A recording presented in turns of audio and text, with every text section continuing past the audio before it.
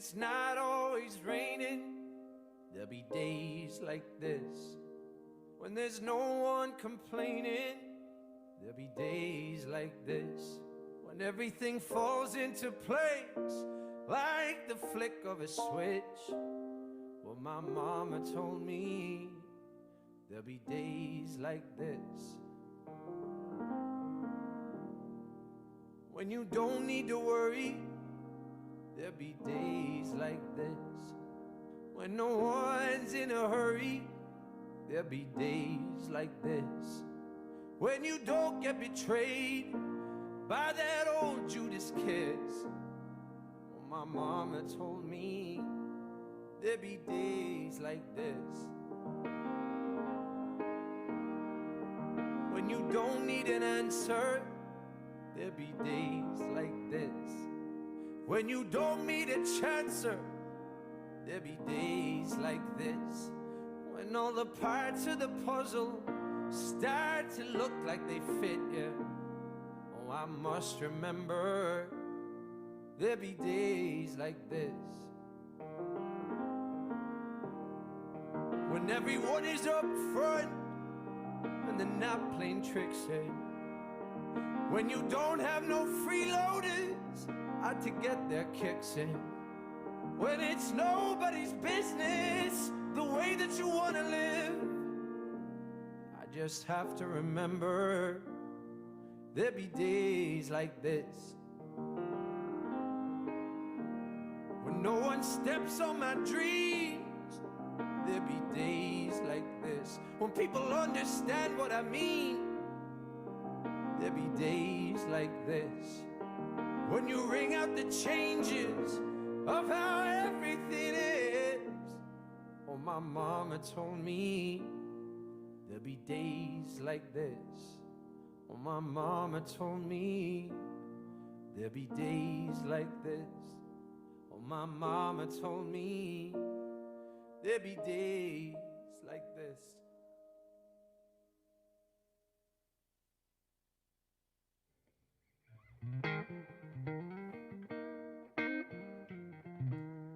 This is one of my favorite Alicia Keys songs.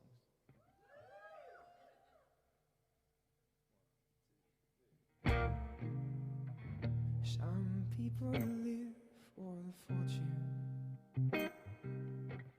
Some people live just for the fame. Some people live for the power. Some people live just to play the game. Some people think that the physical things define what's within, but I've been there before, and that life's somber, so full of the superficial. Some people want it all, and I don't want nothing at all. If it ain't you, baby.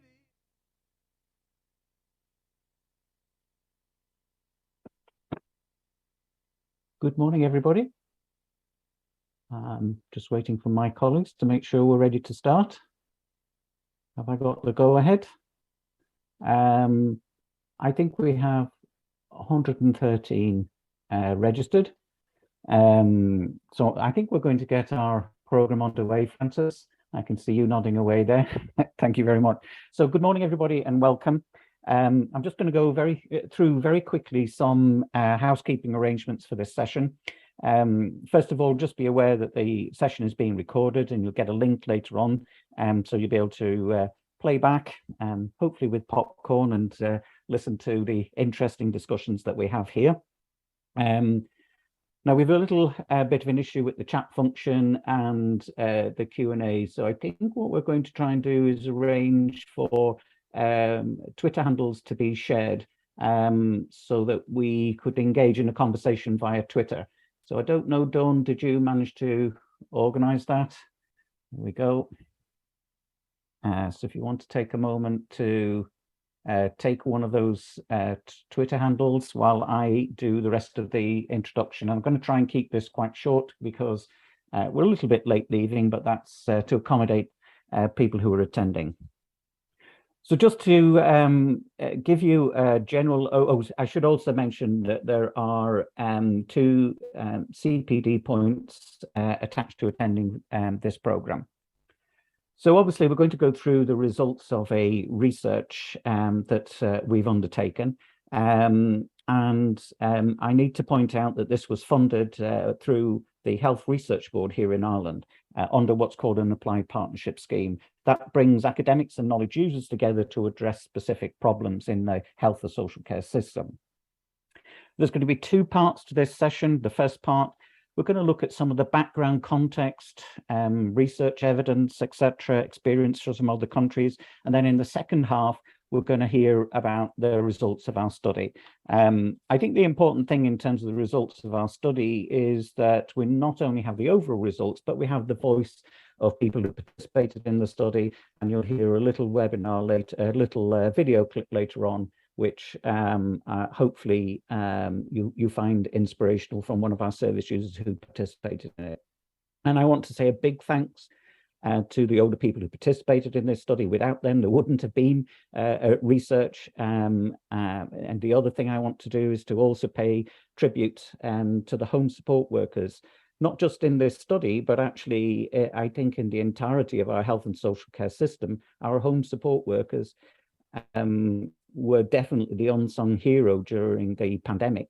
They kept a very critical service for many frail older adults at home going all through that pandemic. And I think that in itself needs to be acknowledged. And I'm sure that's not just here in Ireland, but in other countries and other jurisdictions. And then finally, I want to acknowledge the leadership of the principal investigator of this study, Professor Frances Horgan from Royal College of Surgeons. We'll hear from her in the second half of this study. I think without her stewardship and constant reminders, etc., to keep on task, we would have struggled to bring the study to a conclusion during the pandemic. Finally, just to let you know, I think at the moment we're running at 124 people who've joined the webinar. We actually had over 300 people representing countries, not just Ireland, but Northern Ireland, the UK, Poland, Spain, Israel, Philippines, India, Canada. And I think that shows that there's not just an Irish interest in home support and what it can do for our frail older people, but an international interest in this area too. So I think without any further ado, because we're a little bit late starting, what I want to do is to introduce our first speaker. Professor Dawn Skelton, who is a Professor of Aging and Health at Glasgow Caledonian University and Director of Later Life Training. She also chaired the Older Adults Panel of the UK Chief Medical Officer's Physical Activity Guidelines for Health, and more recently was part of an expert steering group on the World Falls Guidelines. Dawn, again, responded to a random request from us here in Ireland to engage with us on this study, and has been a significant contributor to our programme. So I'm going to hand you over to Dawn, and then I'll join you again after Dawn's presentation. So Dawn. Thank you, Austin, and it's a great pleasure to be with you all this morning. It's my role to talk to you a little bit about physical activity and the effect on healthy and successful ageing, and obviously to lay some context to this study. So essentially with exercise and physical activity and ageing, as you're, I'm sure, aware, physical activity is very broad and is any activity which gets us a little bit more moving, get the blood flowing, and make sure that we maintain our bodily functions as well as possible. And then you've got exercise within that. But of course, this project is very much about movement, not structured exercise. So I'm going to introduce you to the evidence base behind that and why it's so important, no matter where you live or how old you are. I'm actually going to start off with a guideline from Canada as opposed to our UK guidelines or the Irish guidelines, because at the moment things are moving more into having a healthy 24 hours rather than concentrating on meeting specific physical activity guidelines. And certainly in the context of home care, it's a whole 24 hours we're thinking about, and movement prompts that could occur throughout that. Of course, we want good quality sleep. And of course, we want to do as much moderate to vigorous activity as we can, because there's a good dose response evidence base there. But actually, when we get older, it's really important to limit our sedentary behavior, the amount of time we spend sitting, and to do several hours of light physical activity, because there's growing evidence that that's building the volume of light activity can make a big difference to a frailer older adult, and it contributes considerably to health. So movement is a continuum of activity, everything from literally sitting or lying down to standing and some very light, what I would call pottering activities, to more activities where you're getting slightly out of breath or slightly warmer, moderate activity. And that's where the vast majority of our evidence base has been in the past. And then, of course, to vigorous or very vigorous. Not something we're likely to see many people receiving care at home doing. But the interesting point, and if you just look at the graph on the right, the area of the fastest and quickest impact is actually from that very low level of activity, from sedentary up to light. We see a very big dose response change in that period. So it's really important not to ignore that light physical activity. Every little bit counts. Of course, we want to aim towards meeting the guidelines, because that's going to have the biggest impact on health. But literally every step counts once we start working at getting people more active and building particularly physical function. But of course, as we get older, there's a different trajectory. Some of us age more successfully than others. And a lot of that has to do with the amount of physical activity we've done in a part of our adulthood and growing up, and how well we maintain our physical function that we've gained through our growth and early life. Some people cross a disability threshold earlier for a variety of reasons, but there are other things which can affect our physical activity participation. Things such as retirement. Some people become much more active, some people become much less active, usually depending on how active their job was. But then also there's caring duties. Unfortunately, we start seeing some falls happening, and people can start avoiding activity because of a fall. And then, of course, the diagnosis of disease or a significant disease event, or indeed hospitalization. All of these things can have a profound effect on what we do in terms of physical activity afterwards. And of course, that means we essentially need to perhaps re-energize our remembrance of doing movement, particularly if we've started avoiding.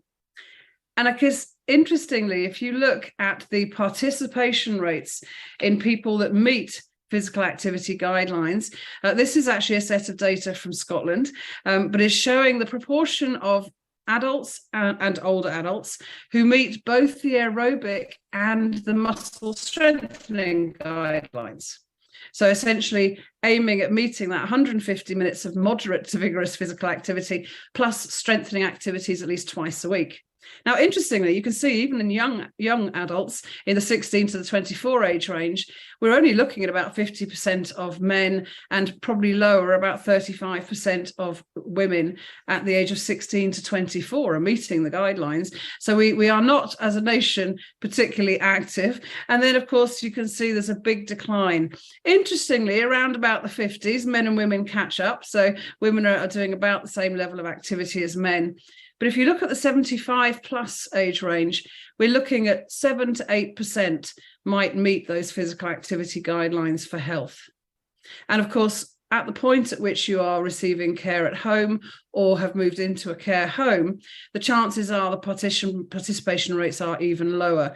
We're talking almost certainly less than 1% once you work in those settings. So we do need to think perhaps not about trying to reach those guidelines, because 150 minutes of moderate activity is a lot of activity, particularly for someone who's older and frailer. But we do need to think about how we can increase the volume of light activity. And the reason is that we see quite a lot of evidence for that But I guess the main thing we really need to do is do something about the sitting, because that is extremely common as we get older. And sedentary behaviour, we know, has an independent risk for health. So even if people meet guidelines, if they prolong sit when they're not meeting the guidelines, the chances are it will still have a bad effect on health. This is just some data looking at how long people sit for. I'm not going to spend too long on this, but just a reminder that we don't realise how long we're sitting for. If you look at the orange bars on that graph, so this is looking at 60 to 95 or overs, and it's the number of hours daily that we report sitting. The orange bars are self-report. So you can see that around about the ages of 65 to 80, we're looking at about a self-report of 5 hours in the day where we're sitting. It goes up a little bit in the 80 to 85 to 89s, and then actually there's a little bit of a drop, but I would call this successful aging. So people that live into their 90s generally sit less. They're probably living into their 90s because they sit less. But interestingly, if you look at the grey bars, that's if we put monitors on people and actually measure the sitting time rather than self-report. And you can see it's double. So we are looking for around about an average of 8.5 hours per day. It goes up the older we get. And in fact, in certain settings, it's more like 10 to 12 hours of the waking day are seated. We see longer bouts in one go of sitting in evenings and weekends across any age range and across any setting. And we know that men tend to sit more and for longer in general than women. And certainly in terms of sedentary behaviour, which is to be expected, we see more sedentary behaviour in people who have more chronic medical conditions, who are frailer, who are obese, or who have low mood. In that care settings, we sadly see a vast increase in that sitting time. And there's all sorts of reasons for that. But actually, as we know, the really poor effects of sedentary behaviour on health, which I'll explain in a second, we do know that essentially we need to get people moving more, and particularly in areas where they're sitting for longer. So in care homes, in rehabilitation wards, on stroke wards, and on discharge from hospital. We know from many studies now that people vastly reduce their physical activity in hospital, obviously perhaps because they're unwell. But interestingly, when they go home, they rarely build up to the level of physical activity they had before. Okay, in terms of health, sedentary behaviour has, as I said, independent risk factors for health problems. We know that people who sit longer are more likely to have type 2 diabetes. They're more likely to have continence issues. They're more likely to have poor muscle strength, poor bone density, and we have more problems with function. We also see an increased fear of falling and fear of movement, interestingly, in people that sit for longer, and an increased risk of falls and frailty. And then, of course, we had the COVID pandemic, which, with the restrictions to stay at home, meant we had to sit more and we had to be at home more. But actually, it changed an awful lot of other things as well. If you think about leisure activity, incidental activity, active travel, all of those stopped. Many community groups stopped, and certainly many rehabilitation groups stopped. And all of these things mean that we've seen over time an increase in falls and fear of falling. And in fact, we even see more falls in hospital at the moment because people are going into hospital frailer. So we've got a rehabilitation pandemic on our hands. We know also we've been measuring physical activity through the pandemic. I'm not going to spend a lot of time on this, but essentially we see a decrease in the percentage time in sedentary behaviour, the number of steps that somebody walks, the amount of light activity and moderate, and an increase in time in sedentary behaviour. The bouts of sitting also got longer. And in the UK, although we managed to maintain our physical activity reasonably well for a while, we've seen a decrease over time following the pandemic. So people are engaging less in physical activity as time goes on. And the use it or lose it principle stands here. If we sit for long periods of time, things happen to our body which make us more likely to sit. So we'll end up getting more stiff, we'll get dizzy on standing, we'll perhaps feel a little bit less confident in our movements, and certainly it affects mood. So all of these things mean that over time, if we're doing this irrespective of the pandemic, we will see slow declines in everyday activities of living. So here you can see a whole variety of different forms of activities of daily living. And essentially, as we lose the ability to do each of those, we are going to become frailer and more requiring care. So what's the activity evidence? Just a few slides to really embed why light physical activity is so important, particularly when we're frail. We know that people who break up their sitting time more regularly, so I'm not talking about changing the total sitting time, but just breaking it up more regularly, they have better physical function. They have lower frailty levels. And we know that if we increase light activity, so just being on the feet, not doing exercise, we know that we can improve markers of lipid and glucose metabolism. We know that it's associated with a reduced all-cause mortality. Perhaps more importantly, a reduction in unplanned hospital admissions and future prescriptions for health problems.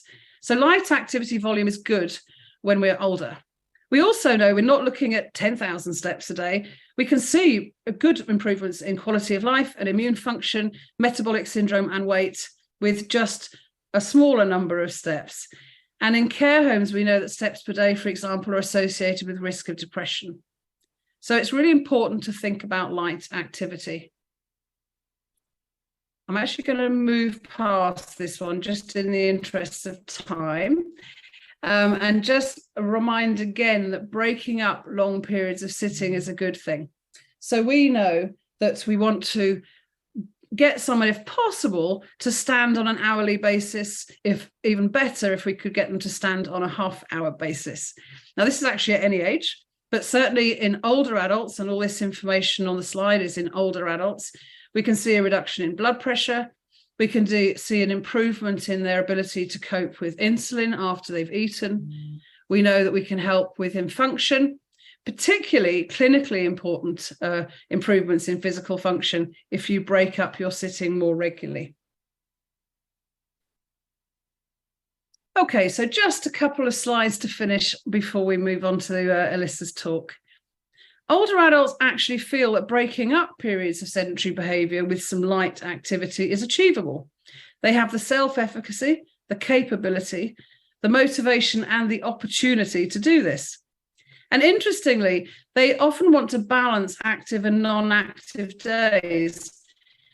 And if they're doing a rehabilitation exercise program, it's not uncommon for them to sit the rest of the time because they've done their bit of exercise. So instead, they tend to compensate, and we don't want that. We want them to be active on a regular basis to increase volume of light activity. It is achievable, and it does make a difference to health. So just finally, our top line messages is, yes, something is better than nothing. Build up physical activity gradually. We want to limit the amount of time spent sitting. But I finish off with just a reminder that not many people know these guidelines. Only 20% of GPs and 16% of physios are aware of those physical activity guidelines. And what then of other people that have come into contact with older people? So I leave with just a prompt. Every contact with an older person should promote moving more often. Thanks, Austin. Thank you, Dawn. That was thoughtful and interesting and might prompt a few questions later on when we get to our panel discussions. So I'm going to introduce Elissa Burton.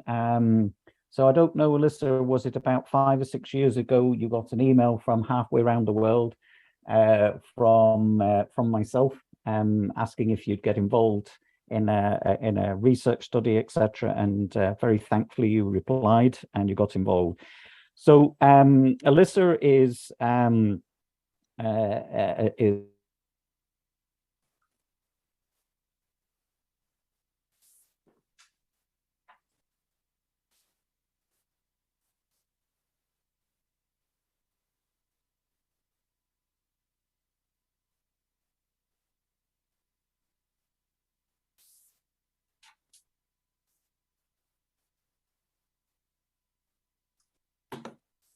Thanks, Austin.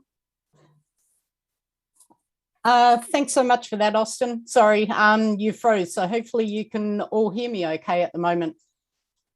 I will just see if I can get my slides moving forward.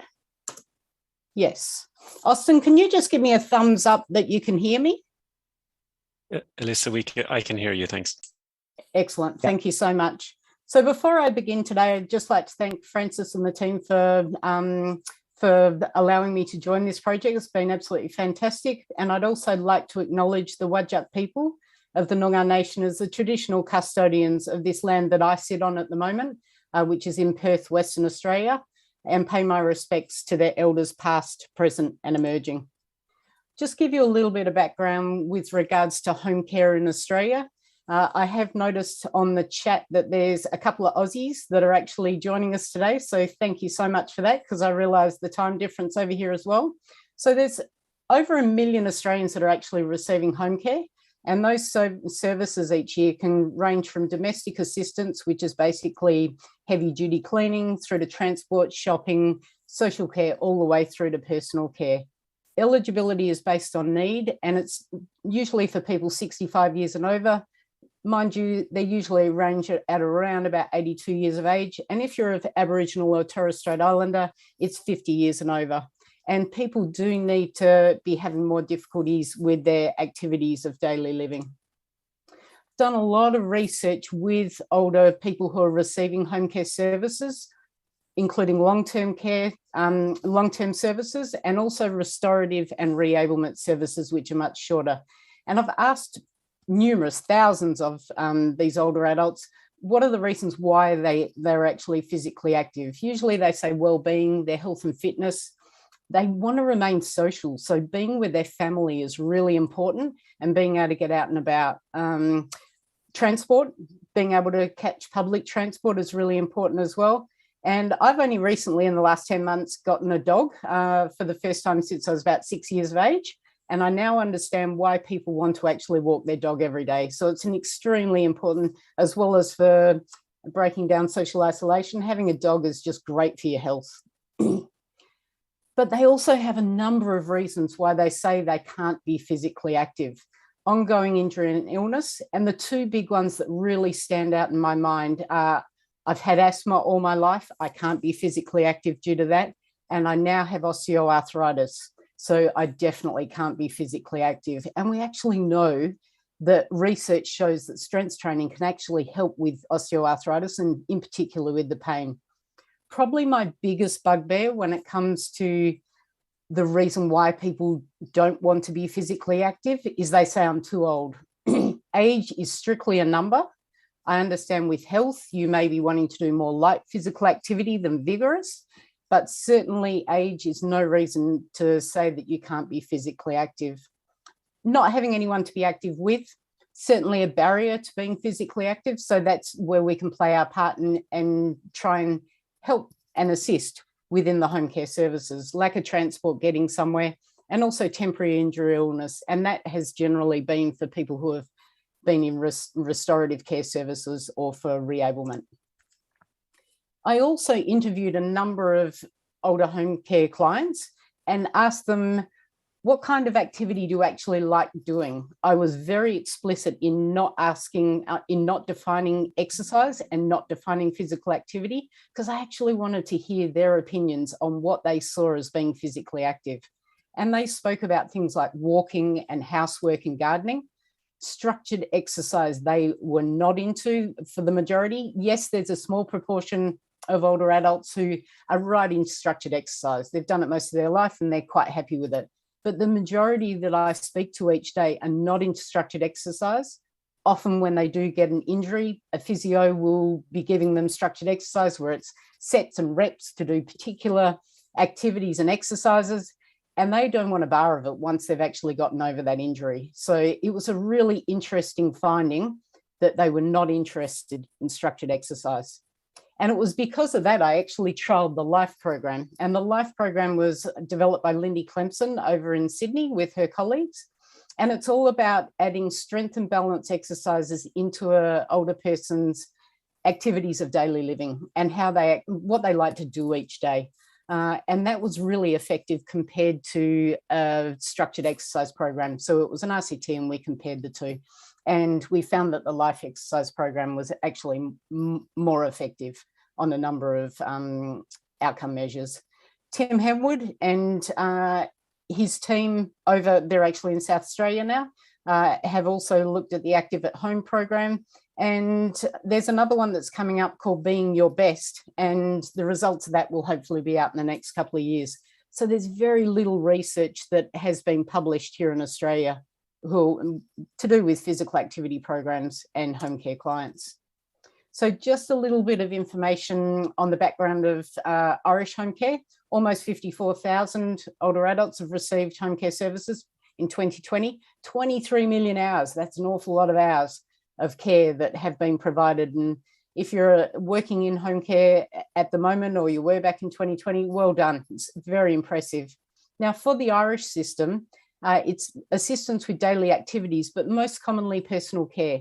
So when you look at the Australian context, personal care is kind of the upper echelon where it's people needing high care needs, but many thousands of people receive domestic assistance and transport. Whereas in Ireland, you obviously have more frail people receiving these services. Once again, services are allocated based on need, all to do with activities of daily living, and great to see that your government and also the older person is all about trying to continue to live independently. Age groups very similar as well, 65 years and over, unless you have a disability or younger onset dementia. So in 2019, we published a systematic review looking at physical activity programs for older adults receiving home care services. And there were only 19 studies published across the world. And these were not just RCTs. I think there were around about 8 RCTs. Interestingly, the UK and Ireland at that time that we could find didn't have any published programs for physical activity, exercise, movement when working with people from home care. So that's one of the reasons why I think Austin got in touch with me. And this is the first study that we've seen that looks at some sort of movement and activity for older home care clients in Ireland.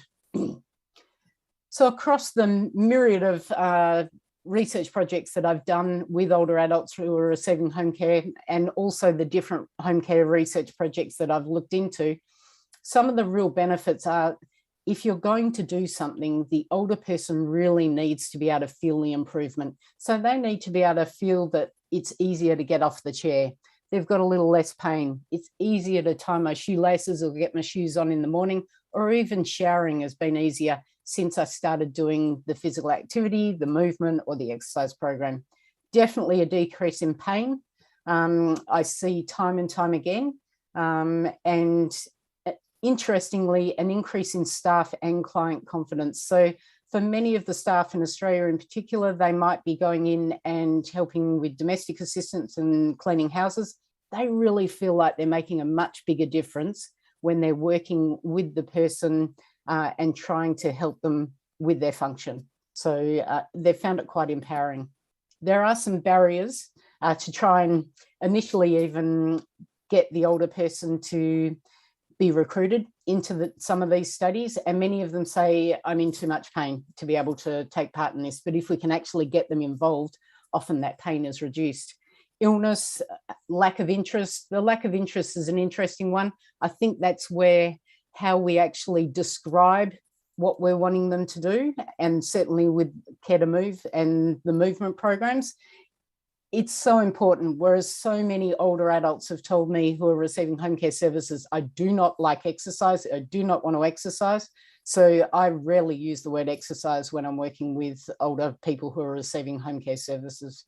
The too old, I've already mentioned that before. Staffing is a problem, and after working with the team in Ireland, listening to Dawn and Bex also from the UK, and also I'm part of the Reable Network, which is a network for reablement researchers. This is a problem around the world. There's a lack of time for home care staff. They all have workload issues. Getting the same staff member continuing with the client is a really difficult thing as well. And there's ageism, both with the staff and also with the clients, and that is a barrier that we need to try and break. So just a little bit, if you're thinking after today's presentations, oh, I might like to do some research for older adults who are receiving home care services. There is limited research out there for physical activity. Recruitment is difficult, and we need to find different ways in which to do this more successfully, and maybe paying the service delivery and the home care organisations may be of more benefit. And we need to include behaviour change a little bit more, which is certainly something that Dawn and Bex have been doing with theirs. So with the recording, you'll get a copy of the references as well. And Frank, I'm getting the wind up, so over to you. Thanks very much, Elissa, for a fantastic overview of the current state of play in Australia. And it's certainly striking to see how many of the issues are common across countries. So thanks very much for that. Hello, everybody. My name is Frank Doyle. I'm a co-investigator on the Care to Move project, and very proud to be that, and very delighted to be here at the moment. I've just taken over from Austin for this remainder, as Austin is going to be speaking himself a little bit later. And but now my great pleasure is to introduce our next speaker, and that is Maria. And Maria is an associate professor in nutrition and a principal investigator at the Trinity College Dublin, and she focuses her research on diet, lifestyle, and health inequality. So, Professor Maria O'Sullivan, over to you.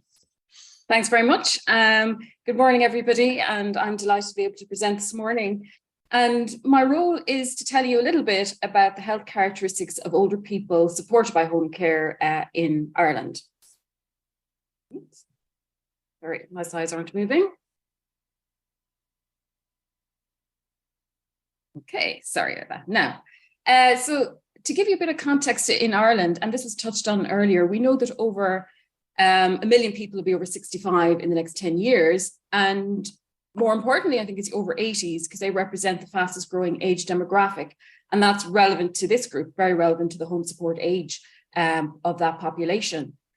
And population initiatives to support older people to live independently in their communities for as long as possible, or as long as they choose, are central to all, I think, national and international health policies. And that includes in Ireland, Sláinte care. And within that, the key goal is to provide, of course, the right care, but also as close to home as possible. And that brings us to the figure mentioned earlier. Almost 54,000 older people in Ireland live at home in their community, supported by state-funded home support, which is not currently income assessed in Ireland. Yet at a population level, when we're looking, there are very limited data available on this group in terms of their characteristics and who they are. If you're to look maybe a bit more broadly, we know that within Ireland and many populations, there's quite a lot of data from what you might call the healthy aging trajectories, from longitudinal studies like the Irish longitudinal study in aging, and similar population-based research longitudinally across other countries. We know quite a bit about older adults maybe who use hospital services and their profiles, but we went looking in the community. There's limited data in primary care, and particularly we went looking to find out more about what older people receiving home support, living at home with home support, they're very much underrepresented, I think, in the research and in current data sets. What we do know is that they're 65 and over to access home support, and we know that was allocated on an assessment of need. So they have some requiring based on assessment need support with activities of daily living. So our I suppose aim was over several years and working with CH09 and collaboration with others to try and get some more information about this group in terms of their physical and other characteristics. And I guess the reason was not so much to just look at data for data's sake, but to try and use existing health admin data to better understand the needs of this group and to understand what opportunities there might be if you're thinking of interventions and how they might be tailored to support this group to age in place. And again, over several years with CH09, we were able to garner some information, which I'm going to share with you. When we started looking, there was some data that looked a bit like this, but I'm sure, as a lot of you probably guessed, a lot of it did look like this, and we had to put a lot of rigor and structure around it. And we got some nice findings I hope to share with you. So to begin, we looked first in physical function, and we looked at using the clinical frailty scale, and using that relatively simple tool, found that 41.5%, 41.5% were considered frail, and a further over 38% considered vulnerable. And if you were to put that in context, this here is our figure for 41. If you were to look at like large population studies in, say, Tilda or the more healthy aging population, that's probably around 10%. Whereas if you look, maybe our context is a bit more here, like the O'Keefe study, which shows a higher degree, and they were even, I suppose, a more frail group, and they were attending, they're being watched by a public health service, they're attending primary care centres. So as we move on from that, a little bit more detail, this is the same information here, presented kind of as a traffic light system, and up here in the red, and that is the higher degrees of frailty, and the green is lower. And I think the first point we noticed across the groups was you can see there's very little difference across the age categories, up to about 85, where it sort of tips a little bit before that, but a significantly increase in frailty here, as you might expect, heading into the age 90 group. What's interesting also then is not so much that tipping point is interesting, is could you push that back? Could you push that back maybe a bit earlier, or support people to maintain function before they get to that in their own homes? And the second point we were interested in was, if you look at the age categories, you've got a lot of younger groups, there's 65, that are experiencing similar levels of frailty to their counterparts who are maybe in the 80s categories already. And that's sort of the chronological maybe versus biological age. And we'll come to that later, hopefully. So as we move on from that, I think frailty has been identified, as many of you know, as future core business of public health, something really important in terms of primary care, but also to improve the way we target these interventions and to target this more towards the high frail community dwelling older people, which are those who are receiving home support. We went on from that then to look at cognitive health. And again, from that, we looked at cognitive impairment and dementia. And within that, we found 48% had either cognitive impairment or a documented diagnosis of dementia, so suspected cognitive impairment or a documented diagnosis of dementia. And for further work, and this was quite a large group, and in further work with that, we found that if you look at the people who transition from home care, so living at home with home care, to long-term care, then cognitive dysfunction or cognitive impairment was an important predictor for that when we control for other factors. So it probably isn't surprising to say, but that we're able to show that cognitive impairment or cognitive dementia or cognitive impairment were associated with the transition, a predictor of transitioning to long-term care from home care. To maybe look then at some of the more general characteristics, I think age is always really interesting. If you look at the age group here, it's 83.3, and that tends to come out consistently no matter what we look at.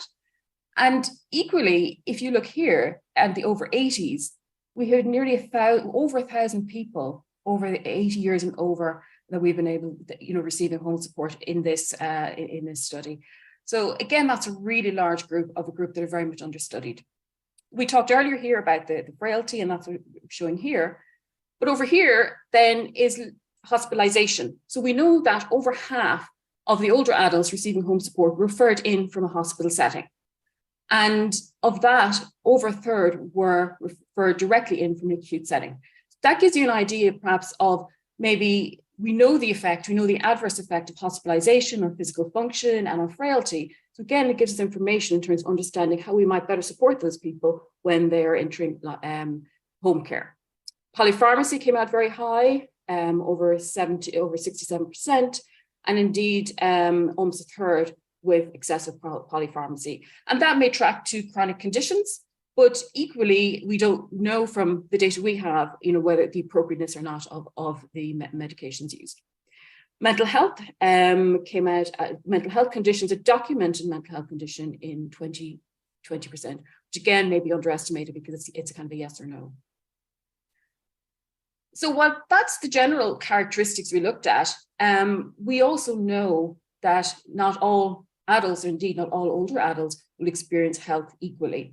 And that socioeconomic disadvantage is a factor associated with accelerated aging, more frailty, more disability, but equally it's associated with less availability and access to the actual services and the supports that might actually prevent some of this. So we just looked finally then at whether this still affects older people of more dependency and older age, because some suggest that it may not. This is Lauren Swan's work, who's completing her PhD, and this looked at, again, socioeconomic factors, but as residential area deprivation. So you can get that from an address or a postcode. And looking at that, we looked at some factors of physical function and of cognition as well, and mental health. Summarizing that, what we found was that if you look here at socioeconomic disadvantage, so disadvantage versus affluent, a couple of factors arose here. So those living in disadvantaged areas had more, almost twice that, of high physical dependency. Similarly, they had more acute hospitalizations triggering them into home support, or the reason for requiring home support or referral in.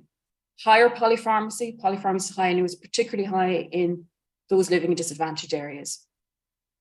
We didn't see differences in mental health or in cognitive impairment compared to those living in disadvantaged versus the more affluent or areas. But again, these are very much documented sort of as yes or no, and we need to do more work there. So to summarize that then, if you're older people receiving home support, living in more deprived areas, are showing differences in increased or higher levels of physical dependency.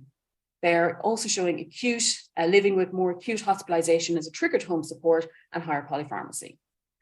And on top of that, and in line with a lot of the international literature, is they're accessing home support 6.5 years younger than those living in more affluent or at least less deprived settings. And I think that begins to tell us a little bit about what we need to think in terms of considerations when tailoring interventions and maybe resourcing in interventions that might suit older people in receiving home support. And the final thing I want to tell you about is, after looking at all the administrative data, and again, this is Lauren's work here, we went into older adults in their homes to try and assess some of these factors. We looked at frailty, and almost all of them met the criteria for frailty. For low muscle strength or sarcopenia, low physical activity, very common, and this 11 hours spent daytime sitting. And now these are only patterns because of very low numbers, but if you think of what Dawn was saying earlier, if you look at frailty and sarcopenia, these are, I suppose, the potential problems, but these are the potential solutions: altering physical activity and time spent sitting. Malnutrition risk in about a quarter. And again, you've got this link with hospitalization, where you've got almost 60% being in hospital in the last year. So you're looking at that kind of transition where they're using services, they're in home support, but they're also accessing other services. And in this group, it was very interesting that most of them, when we went to their homes to measure or assess these factors, actually said they would be willing to participate in future research. So a very much underserved group are saying, yeah, we actually would like to take part. And two nice quotes here. The first one was telling us that we as researchers and clinicians need to get across the idea of the long-term benefit of research for older people. We need to tell them, older people, what they have to do to improve care for themselves. And they also talk about improving things for other people. The second interesting one was someone who's worried about their ability. So they're worried that they wouldn't be lots to do in terms of the assessments, and they wouldn't be able to do it because of them using their mobility devices and so forth. So I was worried I wouldn't be able to do it, but actually they were. And again, we just adapted some of the assessments to be more accessible. And again, that's some of Lauren's work.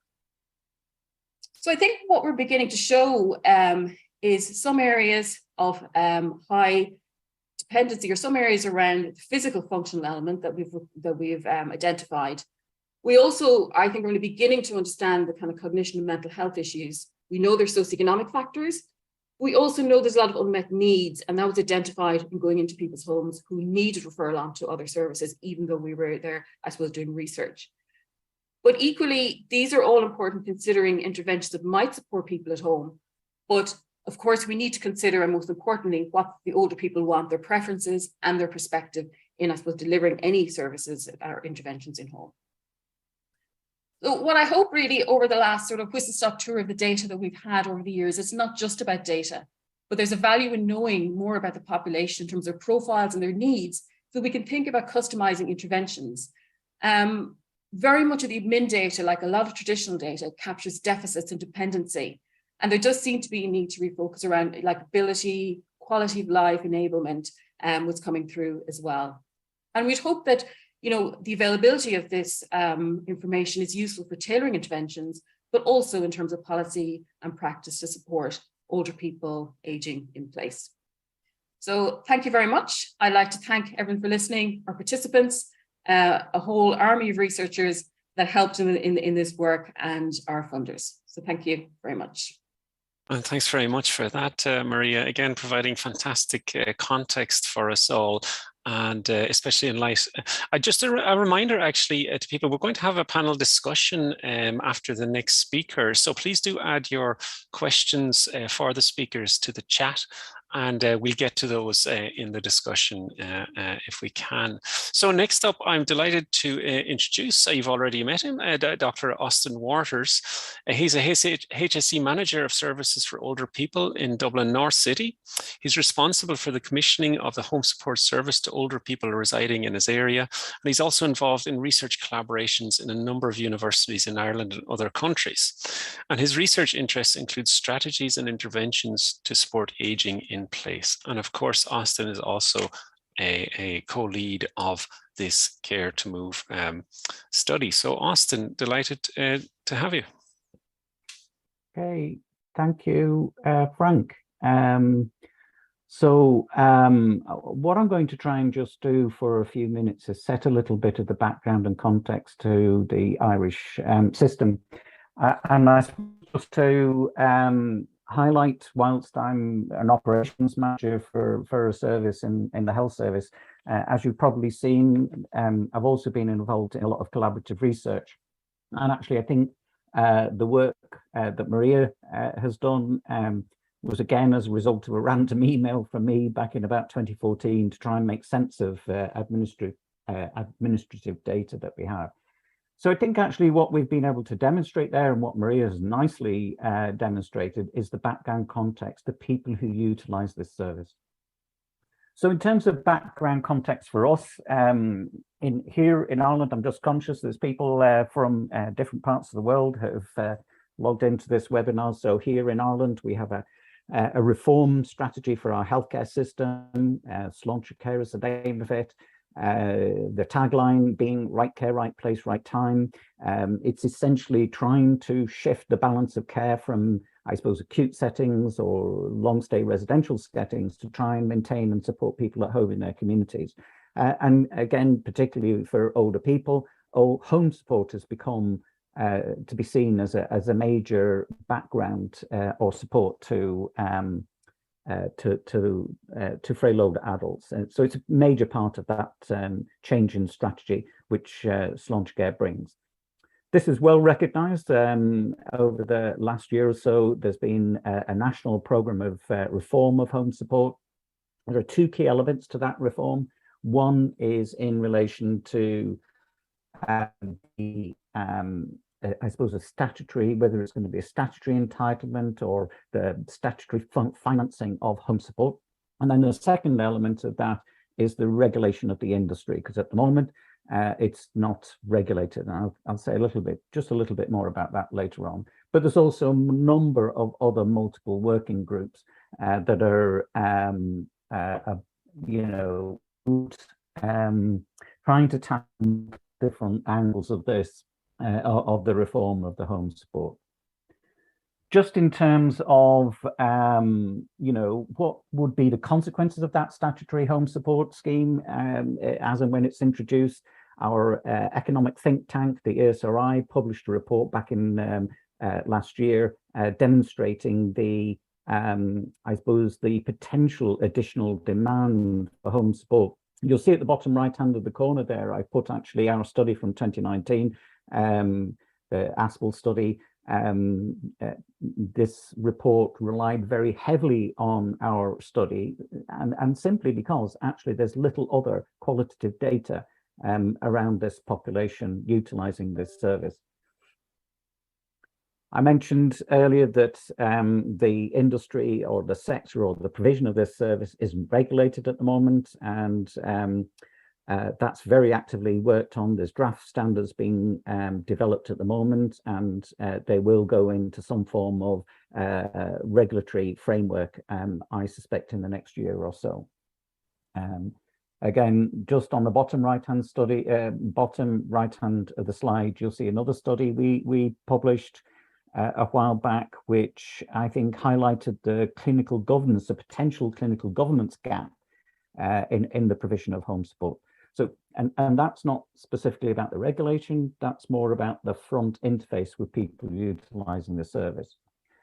There's also a lot of work going on nationally in relation to the financing of this, and I suppose work trying to understand the implications of the statutory, the growth of home support, and the impact it might have on long-term residential care spending. Maybe mention a little bit about that later on.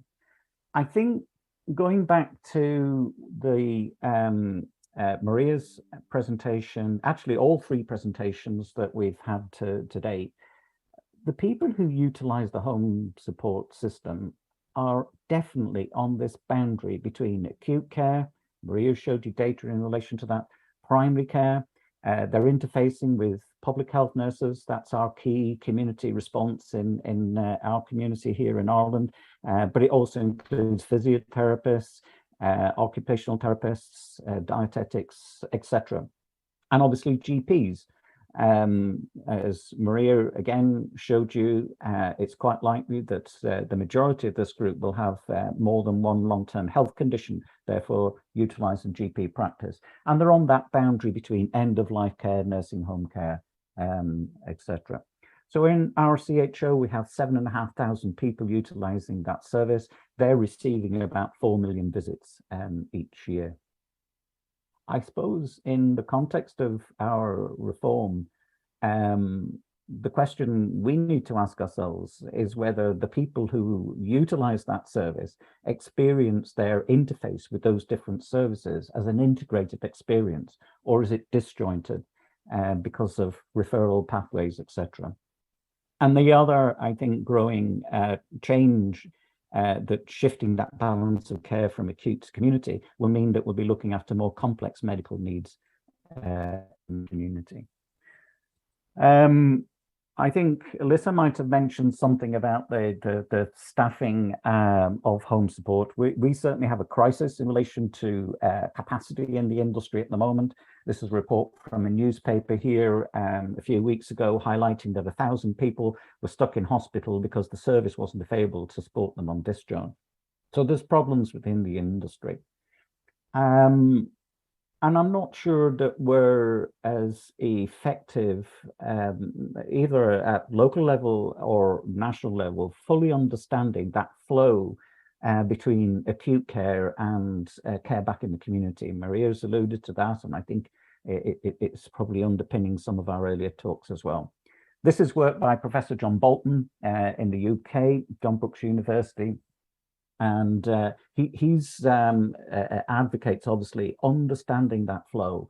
And I've just highlighted the box there with a red box around it, that you commission services that understand the demand, but actually are based on a principle of recovery and recuperation. And for example, that's where reablement might sit. We've done a couple of interventions in that interface between acute care and back home into the community. And there's no doubt that if you target and focus it, you improve outcomes, and actually you make for a much more efficient and effective service. Some of the current work we're doing at the moment is trying to look at this on a population-based planning basis. And this is just to give you an example in our own CHO, just one of our areas. You can see here there's a total population just at the bottom of the slide here, total population of 20,000, 2,000 people utilizing the service, which equates to about 10%. But actually, if you look at the 85 plus group, and Maria was making reference to the 80 plus, but particularly the 85 plus age range, then in this geographic area, there are 36% of people who live in that area who are utilizing this service. And obviously then you can use that to kind of project populations into the future and then try and analyze and predict the demand into the future. But none of that's going to work if we don't actually go back to looking at the industry itself, and particularly the work-life experience of the home support workers. I paid credit to those at the start of this talk because they were definitely the unsung heroes of the pandemic. And it's precarious work, uncertain work, etc., low paid, and yet we're expecting them to transform, to be central to transforming our industry. Thankfully, to some extent, this has been recognized at national level here. And the working group published this report there just in September, which is leading to a number of work streams to try and address the sustainability of the workforce in this area. And yet we still know little about what home support does in terms of its impact on the system. This is our think tank report published a couple of years ago, 2019. And all they were able to establish was that in areas where there was high levels of home support, then older people had shorter stays in hospital. And really, if we're going to do this shift of the balance of care from acute to community, we do need to understand more the impact that it has on our healthcare system. So just in terms of home support, it's already been mentioned, 55,000 people receiving 22 million hours. And there's no doubt that provides lots of opportunity to make every contact count. However, we aren't going to change that system unless we address a culture that has the potential to create dependency, or a culture that might use risk as a reason why people can't do things. In other words, risk being used as an excuse. We've heard already about that. And we have to shift from this culture of dependency, task orientation, risk aversion, to one that's about promoting independence. Much of this has already been acknowledged within our acute systems. Some of you dialing into this may be familiar with the NPJ paralysis program, which now is a global program. The idea that actually once people's acute care has been resolved, then there has to be an emphasis on getting people moving and active. And that has a direct effect on that transfer from an acute hospital back into the community. I'm conscious that there's some of my colleagues in our local hospital who dialed into this webinar, and I can't help but when you look at our older people in acute hospitals, or anyone in acute hospital, we have the crash teams. You know, when the alarm goes off, the crash teams come in and they rush to save the life.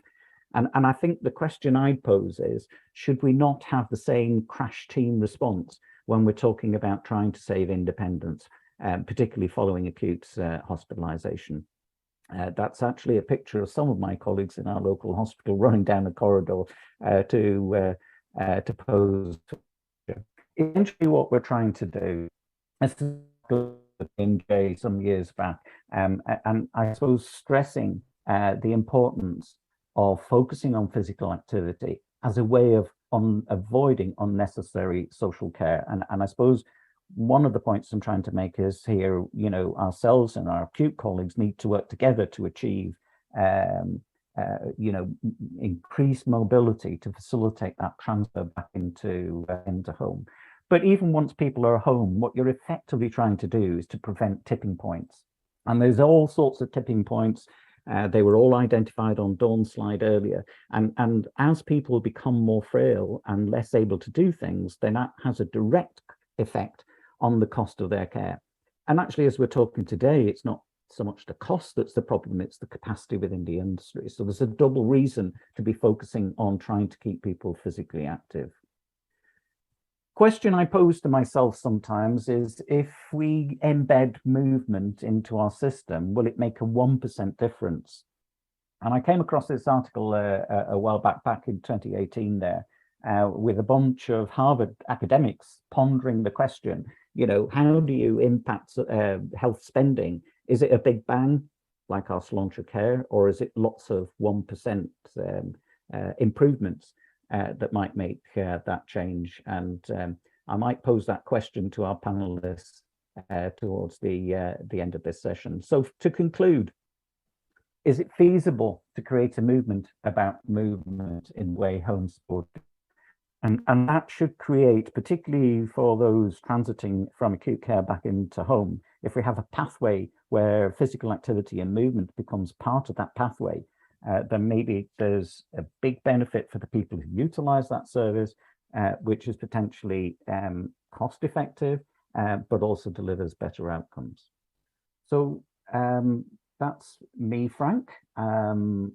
Thanks very much, Austin, for fantastic setting the scene again for us in terms of that perspective. So I'd like to invite all of the speakers now to put on their cameras, and we'll join for a panel discussion, if that's all right. And we've had a number of questions and comments in on the chat function, so please continue to add your questions to the chat. But there's one in particular I might start off, Austin, if that's all right, and direct this one to you. I'll focus on what people have added to the chat as the primary questions. I also have a number of questions, but I think I'm less important than the people on the chat at the moment. So, but Austin, we have a comment from Niamh O'Rourke from HIQA, just that she expects the draft home care and support standards to go out for public consultation early next year.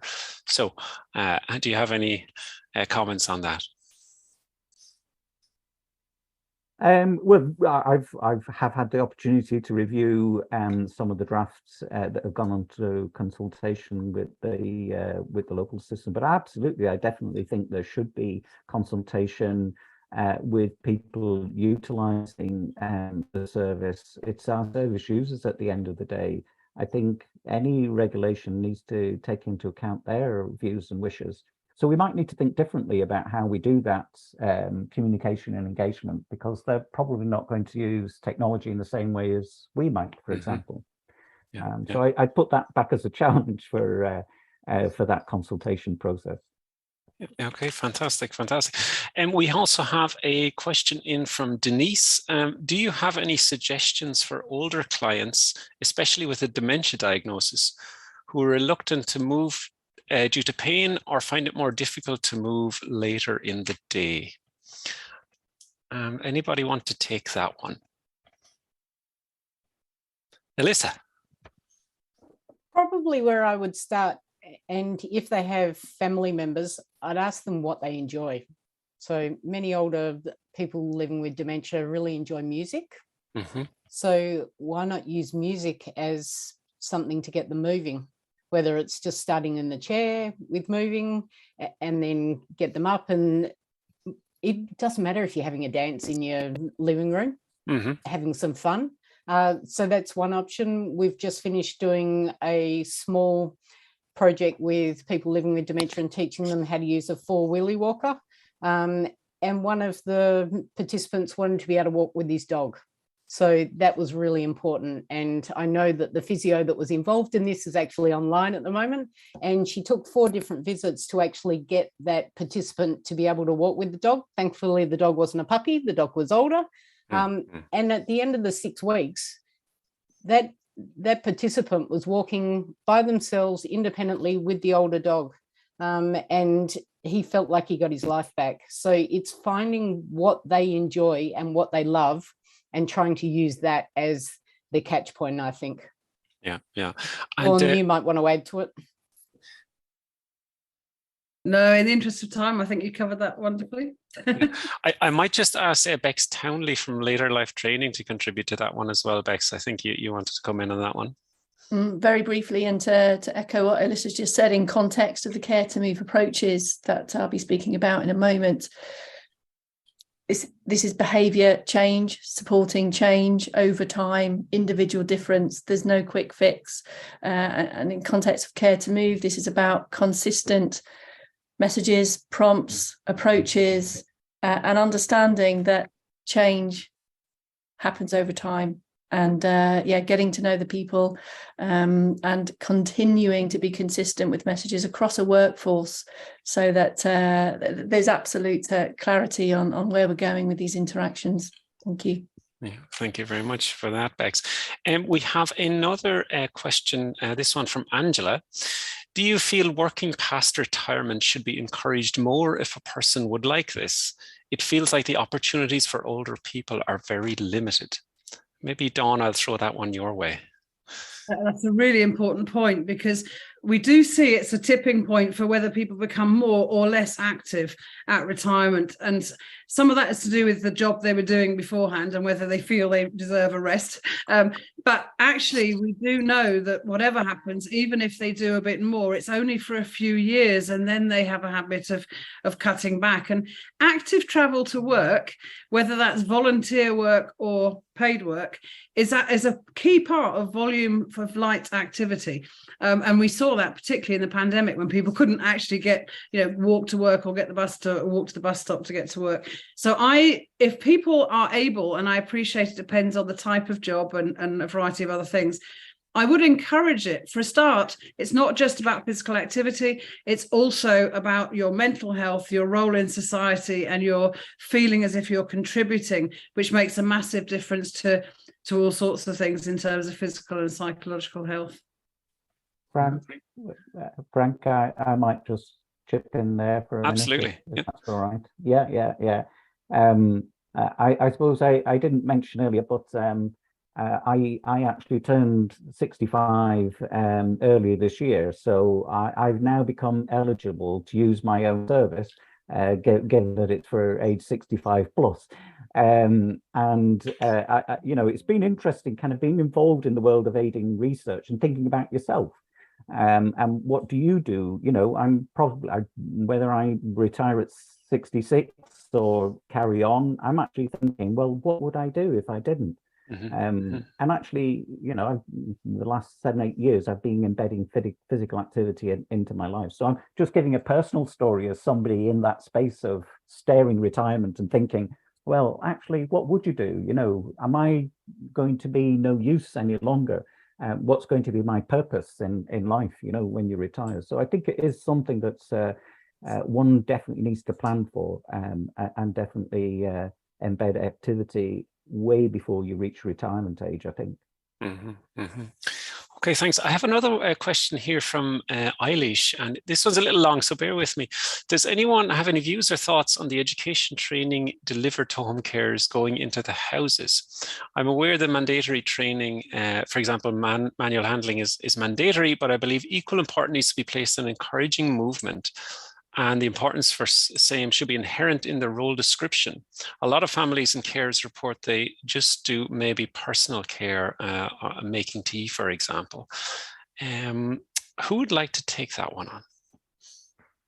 Dawn, you're looking cheekily at me.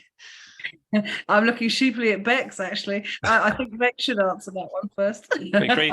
I think Eilish has already answered it, and perhaps if we could just park that for about another 10 minutes time. Eilish, what you have just described there are the care to move approaches and everything that we set out to achieve in this education journey for support workers. So that's care to move right there, and we'll talk about that in a moment with Vanda. Yes, indeed, that will be explored in detail after the break. So we have a question from Tony. Would service users need to be assessed by a healthcare professional before a movement plan can be put in place by a home care provider? So I think that one is speaking to the kind of legal, the fears that people might have maybe about doing this type of thing. Austin, maybe you might be best placed. You had mentioned the kind of governance and issues as well in your talk, so maybe you might want to kick us off on this one. Yeah, Tony, that actually, Frank, that might be a question for us to come back to in the panel discussion after the program, because I think that is a really interesting question. You know, does it need the clinical governance of a doctor? Does it need the clinical governance of a physio, or actually can we skill up others to do the relevant assessments, etc.? So I think maybe so, and I know we've physios involved in the research and in the front line, so it might be a bit provocative that what I'm trying to suggest, but it might be better to come back to that when we come to our later discussion. Okay, and I see Dawn and Elissa are dying to get in on this one. Dawn, you can go first. Just a quick one. The whole point about Care to Move is it's just doing things that they already could do in their everyday life. So it doesn't form of assessment. Actually, it is encouraging them to get out of their chair a bit more regularly, stand a bit longer when they're in the kitchen making a cup of tea. So we're not doing a structured exercise program where we're progressing intensity such that it could be a risk. So I guess I just wanted to get that point. But Elissa, I don't know if you're going to make. With one of the feasibility studies that we ran looking at the LIFE program, and the home care support workers were in there, a couple of them were a bit unsure. So they asked the client to go to the doctor and get GP certification to be able to be involved. And in all of the different programs that I've had, not one doctor has ever said no. They've always encouraged exercise, activity, movement. So don't believe that it'll be a barrier, because I have not seen it in my 12 years of doing this. Great, thank you. And we have a comment in from Laura. Austin, she doesn't want you to retire yet. I had seen that. I had seen that, and I know obviously who Laura is. All right. I'm not related to her, just in case. Okay, that's fine. Deirdre Lang, it says we have a national Get Up, Get Dressed, Get Moving campaign in our hospitals. We need to ensure this is in place in all healthcare settings, making every contact count. So absolutely, I agree with that. Now we move on to NASA. Working in integrated care as a physiotherapist, this makes a lot of sense. One major issue right now is time. Time for our carers or support people close to the client who can help a person, particularly with cognitive issues. I know I've asked a lot of carers to facilitate walking or supervision activities, but big complaint carers have is time and the lack of. So calls of 30 minutes are extremely difficult to encourage people to be independent with light activity. Now, maybe that one again is going to be addressed after this, but does anybody want to do a very quick response to that? Yes. I suppose, Frank, because that probably does relate to how we commissioned this in the first place. So that's the argument that I would make. And I think there's a real challenge here. You know, we have marketized time. We've marketized it into slots of time. And that's the way we've conducted the whole commissioning of this, the procurement and invoicing and etc. And I think it's a good question to ask. You know, I suppose, are we able to embed or change that time-based approach to the delivery of home care? And just for example, other jurisdictions, I think we have people from the UK here, they may be familiar with a different approach called outcome-based commissioning. So in other words, what you're purchasing isn't a time slot for somebody, but what you're trying to purchase is improved outcomes for individuals. So I just want to kind of mention that because it is something that many countries have struggled with, but actually there's other models that may show better benefits in the way you construct a home support service. Yeah, and just in the interest of time, I might bring Bex, you have your hand up. Is that for this comment, or was that something else? Yes, just very briefly, again, it's going to come, but over and above, regardless of all the challenges and all the things that Austin has just said, very simply, interactions change things, and the Care to Move approaches at the heart of this is conversation and words. Different conversations don't take any more time, and has been arguably the most challenging topic in working with the support care workforce. It's not just about movement. It comes from conversations, interactions make a difference. So how do we spend the time we have slightly differently, but more on that to come. Thank you. Yeah.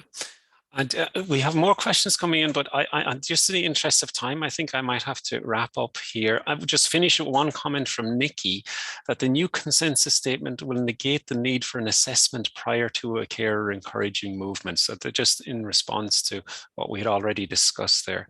So I just want to thank all of our panelists for their fantastic talks and the responses to questions. Apologies to everybody who I didn't get to your questions, but I think we might hold some of those over for the next session. And would I be reasonable, Francis, in suggesting that we have a 10-minute break before we move on to the next aspect? And I believe that, Austin, you are going to tell us something about a poll. Is that right? Or I think, is that Andy? Is that Andy? Yeah. Yes, we're hoping it's Andy then. I think there will be a poll introduced, and I think it's going to go into. Yes, it's just appeared here on the screen in front of us. So a poll is: do you think there are too many barriers to home care staff supporting increased physical activity in those receiving care at home? And that's a yes or no. And there's also, which of the following do you think might present the biggest barrier? And there's a single choice there. So hopefully the audience can vote on that while we're having a break. And I'm going to suggest a 10-minute break. So according to my clock, it's 10:18. Or Austin, do you want to come in there? Yeah, no, I think there's going to be a short video clip I think playing at some point during the break. So if people want to grab a cup of coffee and come back, they might be able to see that video and complete the poll. Okay, thanks everybody for your time and your contributions so far.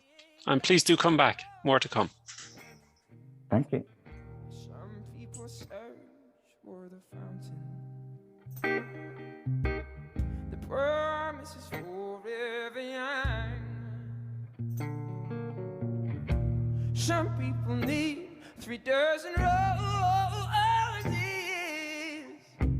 because that's the only way to prove you love them, yeah. So hand me the word on a silver platter. One word, would it be with no one to share, no one who truly cares for me?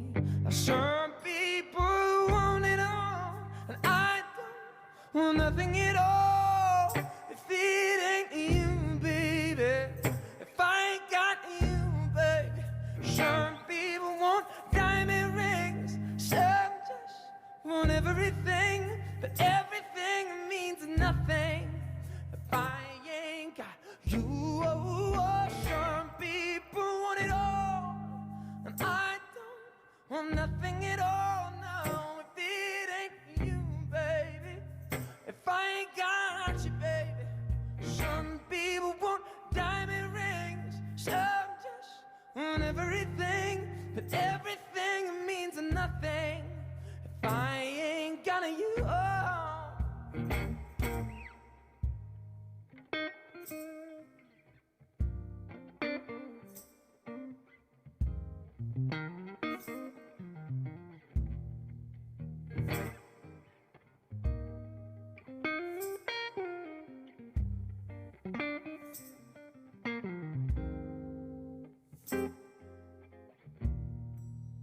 Nothing in this whole wide world don't mean a thing if I ain't got you with me. Oh, no, nothing in this whole wide world don't mean a thing if I ain't got you with me. Oh.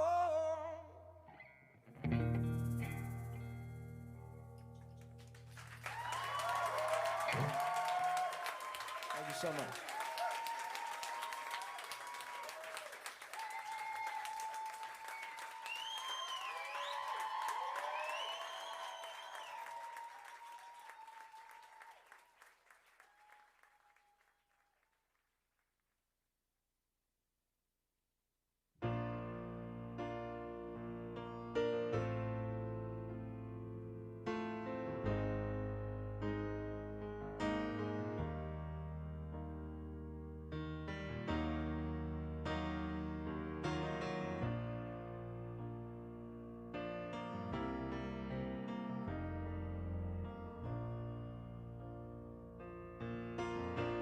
when the rain is blowing in your face and the whole world is on your case. I could offer you a warm embrace to make you feel my love.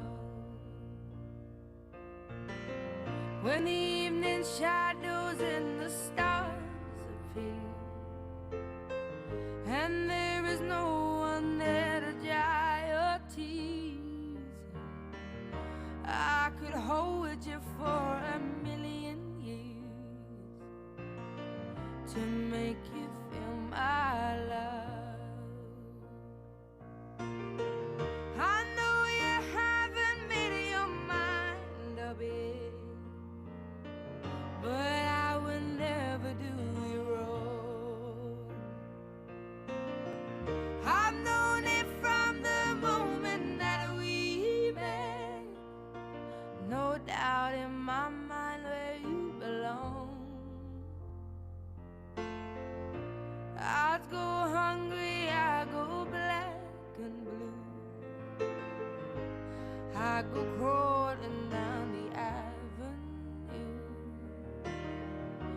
No, there's nothing that I wouldn't do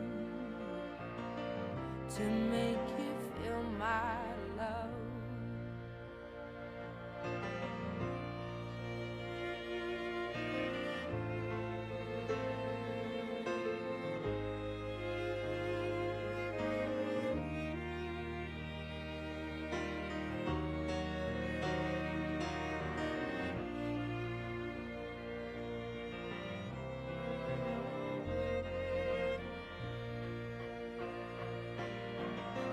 The storms are raging on the rolling sea and on the highway of regret. The winds of change are blowing wild and free. You ain't seen nothing like me yet. I could make you happy, make your dreams come true. Nothing that I wouldn't do. Go to the ends of the earth for you to make you feel my love, to make you feel my love.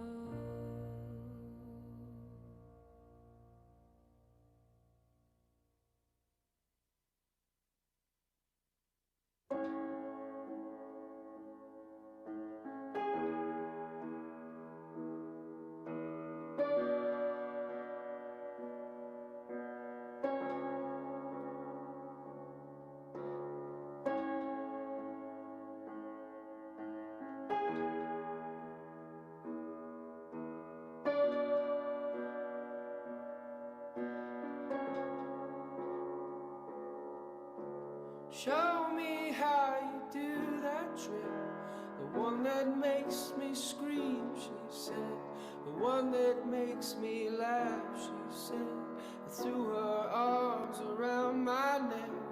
Show me how you do it, and I promise you, I promise that I'll run away with you, I'll run away with you.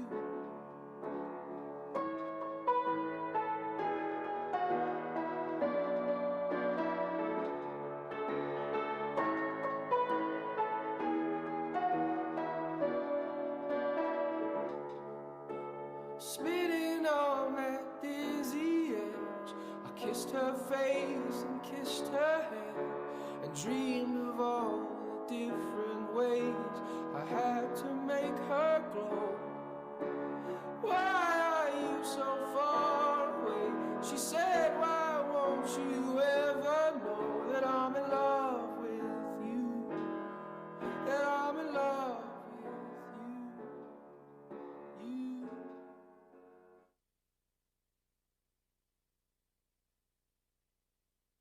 Welcome to our abstract video titled Embedding Physical Activity within Home Support Services for Older Adults in Ireland, a qualitative study of barriers and enablers. In Ireland, over 55,000 older adults are supported in their community by formal home support services, amounting to an estimated 23 million hours of care annually. There is a growing need to move beyond traditional models of care to more proactive approaches, which reflect the value of physical activity for older adults. We conducted a study which examined the feasibility of embedding physical activity using a care-to-move approach within formal care services. Care to Move is not a structured exercise programme. Rather, it's a whole workforce-based approach, which aims to train healthcare assistants as movement motivators who encourage older adults to sit less and move more. This qualitative study aimed to identify the barriers and facilitators of embedding physical activity within home support services through semi-structured interviews with 22 healthcare assistants via telephone. Barriers and enablers were identified across three main themes: the Care to Move programme, the home care setting, and physical activity and older adults. Opportunities for future studies and the team of delivering care in a crisis were also evident. HCAs perceived the Care to Move programme to fit within the daily routine of home support, and they had a positive perception of their role as movement motivators. Within the home care setting, the value of the carer-client relationship enabled the delivery of the intervention.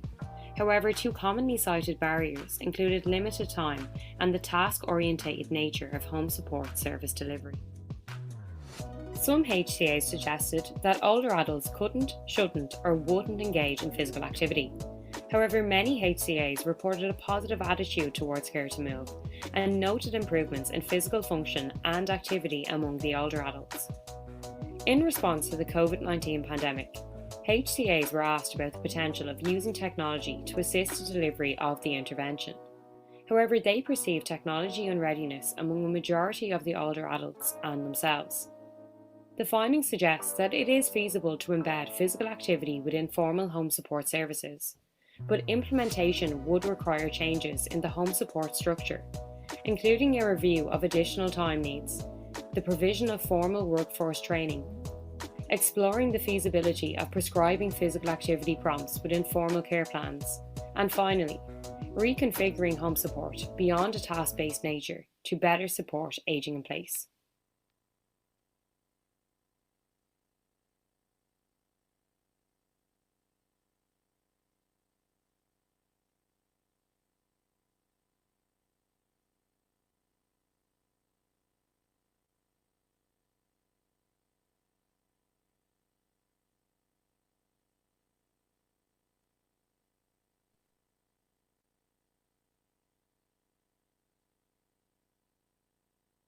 Okay, welcome back, everybody.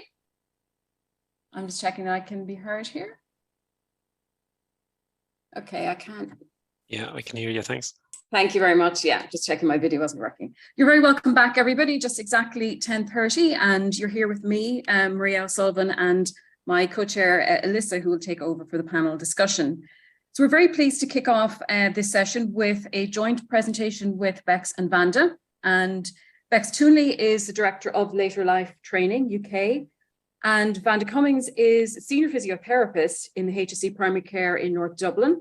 And she's also was the research physiotherapist who conducted all the field work in this project with the home support client, the home care companies, and also with the clients. So it's a joint presentation telling us over all the practical aspects of Care to Move. And with that, I'm going to hand over to Bex. Thank you, Maria. Andy, just press the button on one more time, please. So I think we've already very thoroughly set the scene for this. Just a quick few slides from me before I hand over to to Vanda. What is Care to Move? I think we've already heard it. It's definitely not exercise. I'm an exercise specialist and from a clinical exercise background and training, but we're definitely not going to mention exercise from this point forward. Care to Move is very simply evidence into practice. It makes things happen. It does what it says on the tin. It supports the workforce to better bring movement onto the radar within their existing interactions and conversations. Thank you, Andy. It provides a series of preset movement prompts to select from, to individualize for each and every person that they may be supporting. And this during existing interactions is critical, certainly from the questions and queries we've had regarding time. It's not about adding things necessarily, it's about enhancing what's already happening and recognizing what's already happening and talking about movement.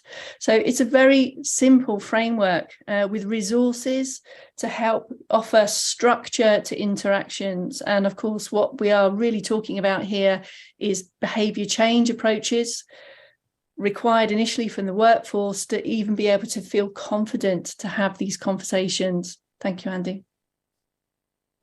As an example, this is just one of the tasks that we do during the training with the care support workforce. We ask questions, we ask them to think about their own perceptions of movement. These are the very people that we want to fly the flag and have confidence to bring movement into people's day. So we ask them where would they prioritise hydration, nutrition, medication and movement? Which order would you put those in?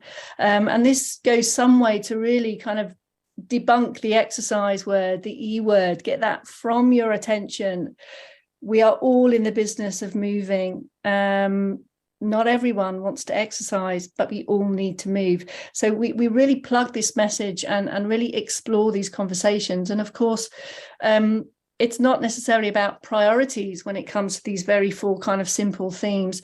If nothing else, we want people to acknowledge and accept that they are of equal significance. And ironically, we need to be able to move, to undertake all of those other things, to eat, to drink, to take medication, to do things that we enjoy and love. So movement is implicit in everything, but it seems we're not so confident to talk about that.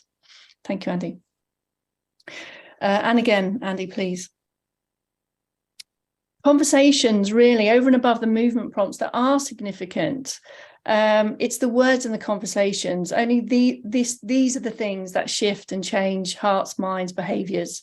So we are very keen during these education, information and training sessions to get all of the elephants out of the room and hear the barriers and concerns of the workforce. And here's just three very simply, and you'll all be familiar with these. We don't have time for that. My people won't want to do that. That's not my job. Andy, thank you. We're not here to be the answer of all questions and solutions, and facilitating conversations and hearing their concerns is kind of out of this comes great clarity actually and empowerment. So we talk about, okay, what do we have time for? People are already moving during these interactions, even acknowledging that. What choices are offered to prepare to move ahead of getting dressed, to prepare to move in preparation for stand. We can promote more movement, starting with the words and actually hearing and understanding and being more confident to say it. Thank you, Andy. Insufficient supervision support to support that workforce to adopt change has been key. So when we come up through the levels of supervision and management, embedding care to move approaches and keeping them sustainable and keeping these behaviour changes on the radar of the workforce are absolutely critical. Time and time again, this is a huge thing that's come up. Inadequate communication channels between staff and the workforce, still misunderstanding of what movement is over the E word. And of course, this response to that's not my job. Well, if movement was in the care plan, if even talking about movement, if preparing to move ahead of tasks were in the care plan, it would for sure be on everyone's radar and impossible to ignore. Thank you, Andy. Change requires support, and the change has to come from us, from the workforce. And of course, don't forget this increase in physical literacy through the workforce into the people they support. It's a win-win for everyone. teams require feedback, direction, and process. Nothing is haphazard. We have mandatory training in lots of areas and domains, probably not any mandatory training in how to navigate a targeted, successful conversation with more meaning and more purpose. So we prompt movement. We call it what it is. If someone has successfully just come out of the chair, great. How did that feel? Do you feel steady in stand? Talk about movement. It's not necessarily about adding extra stuff, but enhancing and acknowledging and talking about what is already happening. The more the workforce do that, the more confident they will become in escalating movement opportunities over time. Thank you, Andy. Last one for me before I hand over to Vanda. I've spent the last several years delivering these approaches to various teams across settings, and the responses are always the same.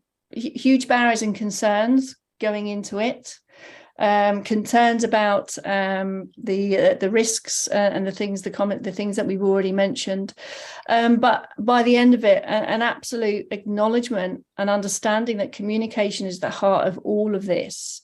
They feel more confident. It's almost giving them permission to talk about things that in turn empower them to do even more for the people they support. We talk a lot about prompts and songs and hooks and mantras. It's not what only we do, but the way we do it. It's not only what we say, but the way we say it. And as I've just mentioned, it's a double whammy, because they themselves are learning about their own postures, their own leadership skills to take on additional ways of improving and enhancing the people they support. Thank you, Vanda, over to you. Thank you, Bex, and thank you, everybody. So yes, I'm going to continue where Bex left off about the training for the home support workers and just the value of that. And I was lucky, I was able to deliver this training, and it was just wonderful. I work in primary care, and I would know a lot of these clients that the carers go in day to day, but it was just wonderful to have them in the same room, and for them as well to be able to share stories and learn and build on what they're doing well. And there's some wonderful practice going on out there. And these guys, as Austin said, they are the unsung heroes. They have kept people living at home safely and well, particularly over the pandemic times. But in general, this is what they do. They have a difficult job. They're working with many, many people. Every one of them needs attention. That's why they're going in. They're working with fundamental functional activities that are important to all of us: washing, dressing, getting moving around. So really lovely to have them sharing these stories and wanting to get this sense of ownership and allowing them to feel involved and that they are very valued and they have a huge contribution to make. And the whole training is based around behaviour change, as Bex was saying, and those conversations and what are the capabilities of the staff that we've got, the capabilities of the service, the capability of the older people. How do we maximise that? How do we maximise opportunities to move more, to move better? And obviously motivation. So there was great interactive discussions, what belief systems they had and everything. So really, really good training. And it was interesting. A lot of them were going out after the training literally to see a client. And so it was really immediately applicable, this training. And then they were able to come back. It was 2 days. They were able to come back and build on that. So really, really important thing. That other slide there is about for this to be sustainable, not only are we training within the home care organisations, but we need to get the supervision ongoing with that and the support and building it from the ground up, but from the top down as well with the funders. So move on, Andy, there, please. Yeah, just this slide just encapsulates, we're selling a very simple concept, moving better within functional activities, but how do we sell that to people? And, we have to get engagement right across the services. We have to be able to start the program, maintain it and learn from it. So even with the engagement, things about why is this necessary? Why is this so important? We have to just understand the risks and the benefits, and, just deconditioning come up a lot. And, are we negligent if we just do something for somebody and don't encourage them to move? Because if they don't move, they're actually getting weaker and they're they're increasing their risk of deterioration. So that was an interesting discussion, because again, the fears around hurting people, you know, we need to that positive risk taking is so important there, and the beliefs. All the opportunities is something for everybody here, and it's a whole workforce approach. And then getting started, we need leadership. We've got to get conversations going all the time. This is about communicating and building on that. Meaningful discussions, timely cues and prompts. We'll talk about that in a minute. And then feedback continuously. We obviously need clear processes and frameworks.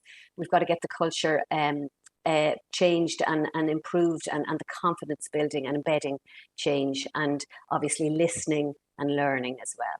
So Andy, next one there. Yeah, overcoming concerns. I felt that's a big one. And the crux of this is good communication channels and good support. And that's what we need. And, you know, those communication channels, obviously there's good communication between the carer themselves and the older person, but family and friends are important to consider. They need to be on board. You need supervisors and leadership within the workforce. You know, as Beck said, embedding it in the care plan is crucial. And then, you know, primary care services, therapists, nurses, everybody who also knows these patients, we're all on the same page here. We're all getting the same messages out there, and the social services as well, and the funders. And, you know, we even, during COVID, it was very difficult to reach the carers. They were on time, so we tried to support them online with Facebook community practices. We had leaflets for families and stuff, but it's an ongoing learning, and each area will have to come up with their own support structures. Andy, next one. Yeah, this is a lovely slide. So this is really about, these are some of the things that the participants on this program wanted to really achieve, and what was meaningful movement to them. So something as simple as tying up your own hair, you know, the frustration of not being able to do that, and that was a goal and meaningful for them. Being able to, you know, enjoy flowers and keep the garden well. One gentleman was singing in the choir, but he had to sit. So, you know, his goal, God, I'd love to be able to stand and be able to sing for the whole piece. Getting up easily from a chair, obvious one for a lot of people, but still we need to really work on that, and we move on to how you do that in a moment. One lovely goal from a lady, she just wanted to be able to get out of her car and see her grandkids at the school gate and give them a hug. And that was just lovely. Going out for walks for some people was very important. Another lady really wanted to be able to visit her family and manage the steps. And another guy, again, music was his passion, and he wanted to be able to stand up and play the saxophone. So those goals are so important to understand. And again, that leads to conversations with the carers and, you know, sharing that, building those relationships. So move on, Andy, please. Yeah, so just how do we do this in practice? And one of the things we said to thing was, think about every interaction that has a beginning, a middle, and an end. In the beginning, you know, you've just arrived in, catch up with them. How are they? How much movement have they done since they saw them last? What do they fancy doing today? It's a really good, you know, putting conversation on the map. And when they're doing the functional activities with them, are there prompts and cues and things that can enhance that movement? They're going to the toilet anyway. Are there things that can help them to make that a little bit easier or better? And then discussing, reflecting, how did that go? What did you think? What might you do between now and the next visit? And, you know, you're setting them up for the next interaction, and, you know, again, continuing that conversation, and all of this will improve their confidence and their independence. So that simple framework, beginning, middle, and end, is a good one. So moving on, Andy. Yeah, this slide here just shows, you know, the importance of, you know, yes, the care is there. This person is trying to get out of a chair, but it's not just it's, as we said, it's not exercise. This is about making people aware of how they're doing something. You know, is there an easier way of doing this? Are they preparing themselves well enough? Are there other things they could do?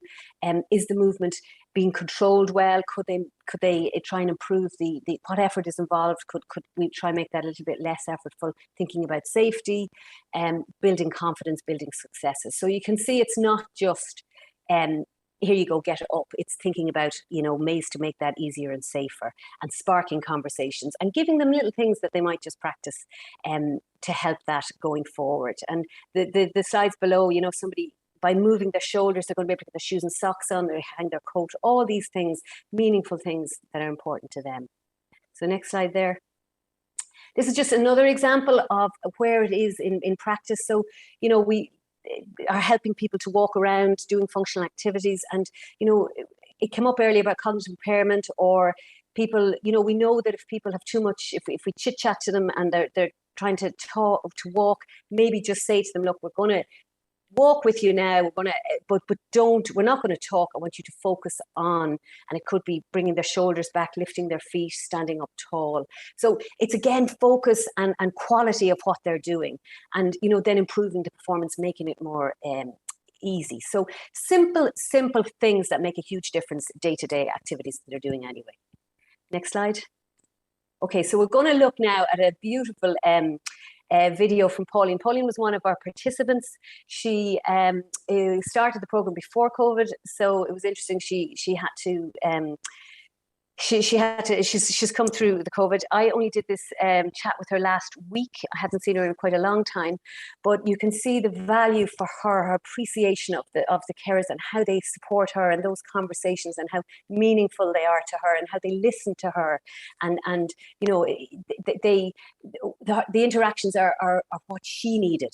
And we're going to start the clip just where she's telling us about Pauline has visual impairment, so it's a challenge for her, and some of the other difficulties that she has, and she'll just talk about how meaningful Care to Move was for her. So Andy's going to start that for us now. Bad eyesight and various other things wrong with me, and I wasn't very mobile, and my carer got me moving around the house and doing things that my normal things that I had given up doing I now could do, thanks to being shown just normal living things, but things to help me without obstructing and having to sit down and do 10 push-ups or 10 something like that. I could do it in my own time as I was walking around the house. And one of the things was my sleeping at night. I had terrible restless legs. And with that in view, she was showing me how to move my legs and to walk and to... I don't like walking anyway. I don't like going out for walks. I hate it. But I do it occasionally. But with moving my knees up and my legs up and down when I'm sitting, and my heels and toes, after a certain length of time, and a short length of time I may add, maybe 2 weeks, I was sleeping perfectly without any cramps, with any irritation in bed at night. And it had now got to the stage where whenever I'm sitting down or anything, I'm automatically moving my knees and moving my toes. It becomes a part of my life. It's not, I don't feel I'm doing exercises. While I'm talking here now, I'm actually moving my legs and my toes and knees. And it's wonderful because I don't get cramps. I sit and look at television quite a lot at night, and I have to sit up close because of my sight. And if I didn't do exercises, I would have like no feeling in my legs from my knees down. It would be like 2 blocks of wood that I could hardly lift. And this happened to me before I started doing these movements, we'll call them, rather than exercises. And when I started doing those, I now get up, I could sit for ages looking at television. I'm using my knees without knowing, I'm using my legs. And everything is perfect. And I have to tell you that I have had my knees replaced, one twice and one once. So they're not just plain ordinary knees, they're wonky knees. But I have a stair lift to go up the stairs, but I can manage to use my arms and my hands. My arms are a bit of a problem because I've had a replaced shoulder, and it gives me a bit of problems. I can't lift it high and all that sort of thing. But I'm trying, and I try everything I can.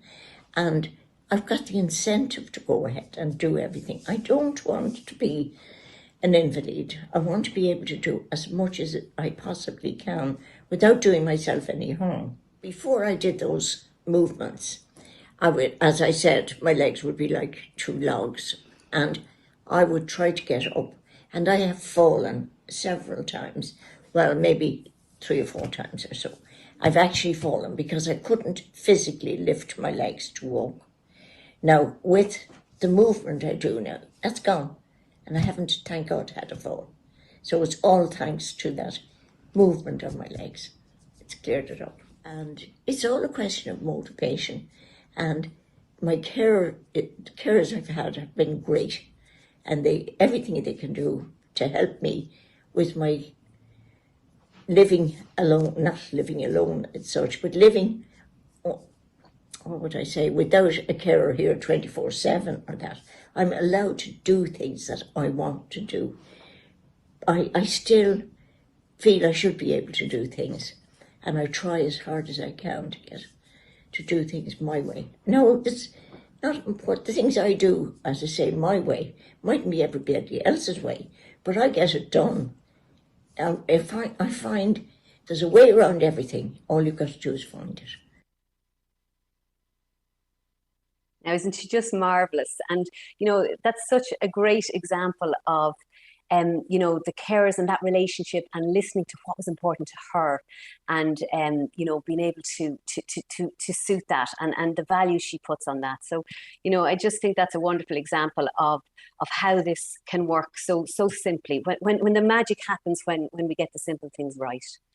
So just moving on then again to the next slide here. So what do we want? What do we really, really want from all of this? Well, you know, it's been said before, but we're going to say it again, that proactive approach to functional gains, we need to be rewarding this and funding this and you know, valuing the carers who can deliver on this. It's really key to this because we know it works and we know they both the carers, the feedback was they really enjoyed it and the same with the older people. We're all in the business of moving. I think that message is, you know, we can keep banging that drum, but we need to keep banging that drum. The ripple effect from the bottom up and the top down, you know, everybody is involved. We need to strengthen the workforce culture across the HSE and, you know, the HSE supporting the care companies and, you know, all of us are in this together.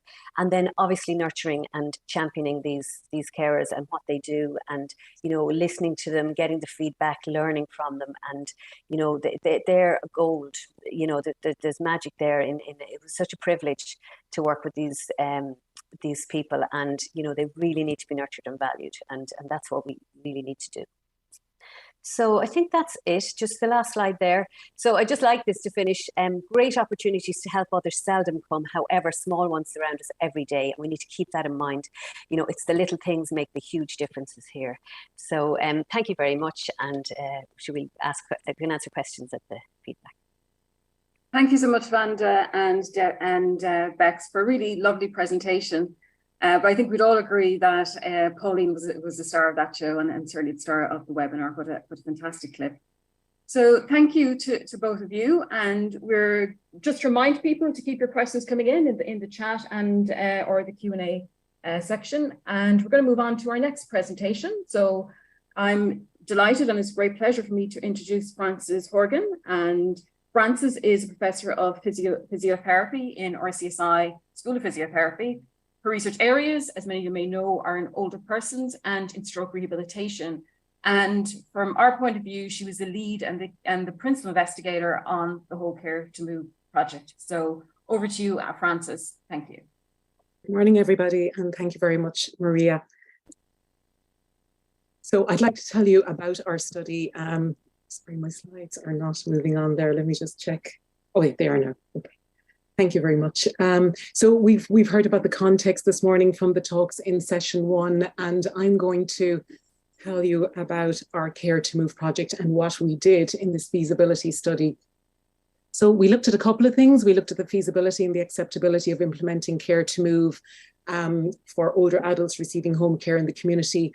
We also looked at some clinical outcomes, and I'll show you some of the findings that we saw there in activities of daily living, balance, confidence, and quality of life. Also, very importantly, we looked at feedback from different stakeholders, and we looked at the cost of implementing and running Care to Move. Having a problem advancing the slides. So I suppose to go back to the early stage of this, we did our training. So our first training session in Care to Move was in March 2019. And we did 5 training sessions in total over the period of the study. We started in March 2019. Overall, we trained 53 home care staff, including managers and supervisors and the frontline home care staff. And then in the study, we went back to match the movement motivator, the trained home care workers who had trained in Care to Move with their clients to look at the implementation and the feasibility study. So the training course was a 2-day training program, and we went on then to spread those out over the intervening months. So you've just heard from Bex and Vanda there, so I won't recap on Care to Move. It's not a structured exercise program. It's a workforce-based approach, which is extremely important. It's about embedding consistent language, and it's about moving more, and it's individualized and personalized, and we can see that message coming through very clearly from Pauline's message as well.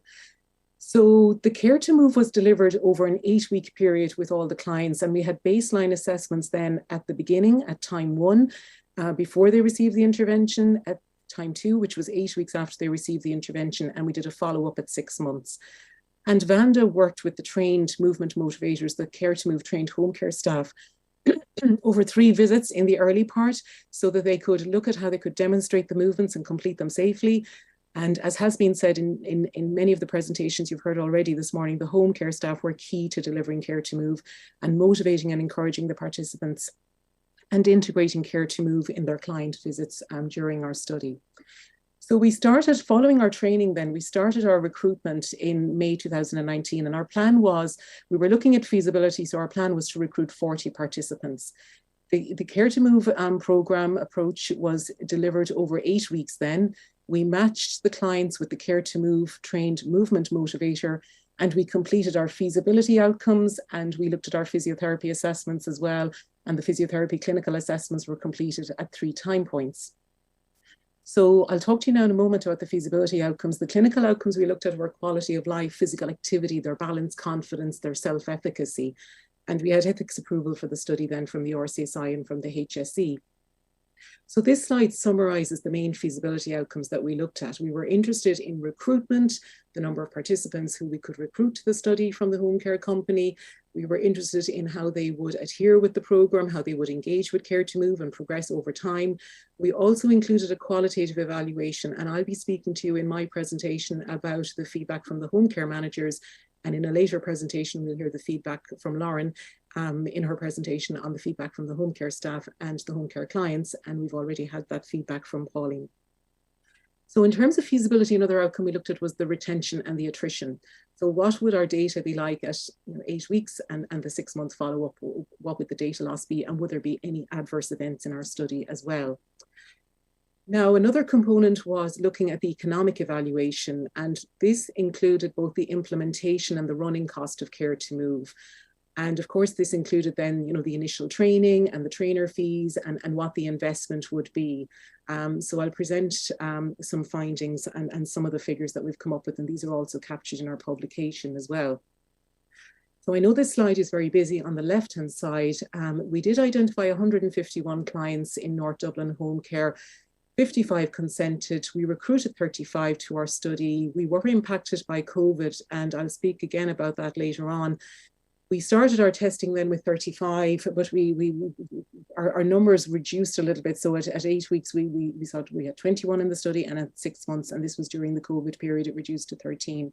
And on the right-hand side, you can see the profile of the participants, and you can see that the majority of the participants were female, and their average age was 82 nearly 83 years. And they were living, many of them were living alone, nearly 2/3 were living alone. And we can see the level of mobility in terms of their use of the walking aid and their frailty scores as well. So COVID did have a significant impact on the study. It affected our retention in the study. It resulted in some data loss as well, from about 0 to 38% in some of our outcome measures. When we look at the clinical outcome measures, we did see some changes in our clinical outcomes. We saw medium changes in self-efficacy and quality of life. We used the EQ5D score, and we saw smaller effect sizes. Sorry, that jumped there. We saw smaller effect sizes then in our outcomes in the 30-second share stand test, which was looking at strength. But we did see improved confidence in maintaining balance. So we can see all of these highlighted with the arrows here. Sorry, it just seems to have frozen again, Andy.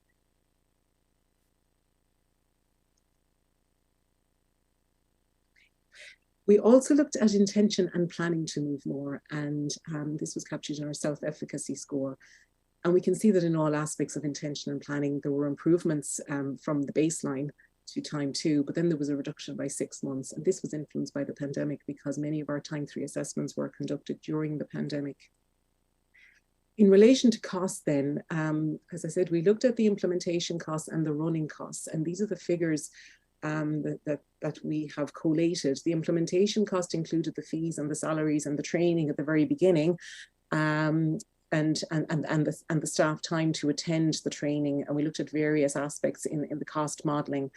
So the initial implementation of Care to Move was relatively inexpensive compared to annual running costs, and then we have various figures in relation to the once-off investment for a home care company at 42,100, and then an annual running cost of 11,000 in a provider. And we were doing sensitivity analysis around these figures. So again, these would need to be tailored, and we were extrapolating our costs from our feasibility study. So these are obviously for one home care provider, but there is a possibility of looking at this and scaling this up. And I guess at a national level, if we were to scale it up, the figures that we looked at were between 4.2 and 5.6 million as a once-off investment, and then annual running costs. And there's a lot of detail to capture in one slide in relation to the cost. And we did have health economic expertise in looking at this in the feasibility study. We also spoke to managers and we captured their feedback on acceptability and feasibility. And they were very positive about Care to Move. It was a very challenging time with COVID. The home care company was a key player in the successful delivery of the Care to Move approach. As has been emphasised, there's a change process, there's an embedding, there's a workforce component to this, there's a leadership component in terms of support within an organisation. The managers acknowledged that Care to Move created an opportunity for home care staff to develop new skills, and there was a potential to integrate it, and it has been highlighted in Vanda's talk there. It's a workforce approach, and there's a number of areas that we would need to look at to embed Care to Move. Because as our study was impacted by COVID, managers could also see how staffing levels were seriously affected and all of the social distancing. So it was very challenging during part of the study, but we got to the end and we were able to look at all these results and all the positive findings.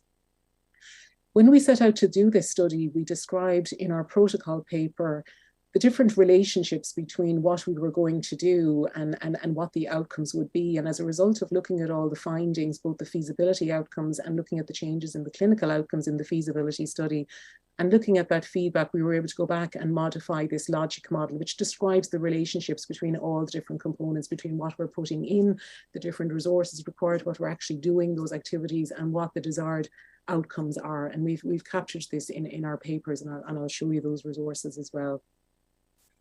So adherence and retention was affected by COVID in our study. We didn't find any adverse events. The feedback was that Care to Move is acceptable and feasible for home care in Ireland, and embedding these initiatives is feasible and acceptable. And managers were very positive about this, and clients considered it worthwhile as well.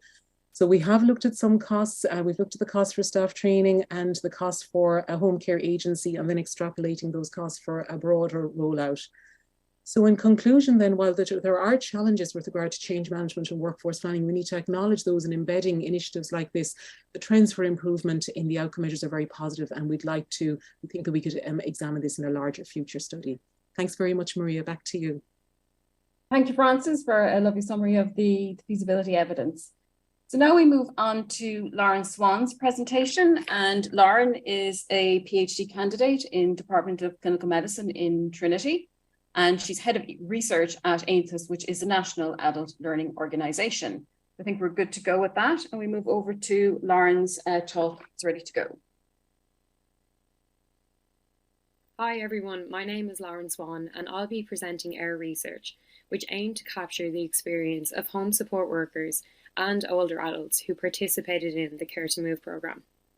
We know that in 2021, an estimated 23.9 million hours of formal home support were delivered to over 55,000 older adults, representing many opportunities to make each contact count. These hours were delivered by over 30,000 home support workers. Older adults receiving home support represent an underserved group in traditional health research. Previous research utilising administrative data has characterised older adults receiving home support as of mean age 83 years, with 55% living alone and 37% having a documented diagnosis of dementia, and a study of low-level home support users found that 42% meet the criteria for frailty based on the clinical frailty scale.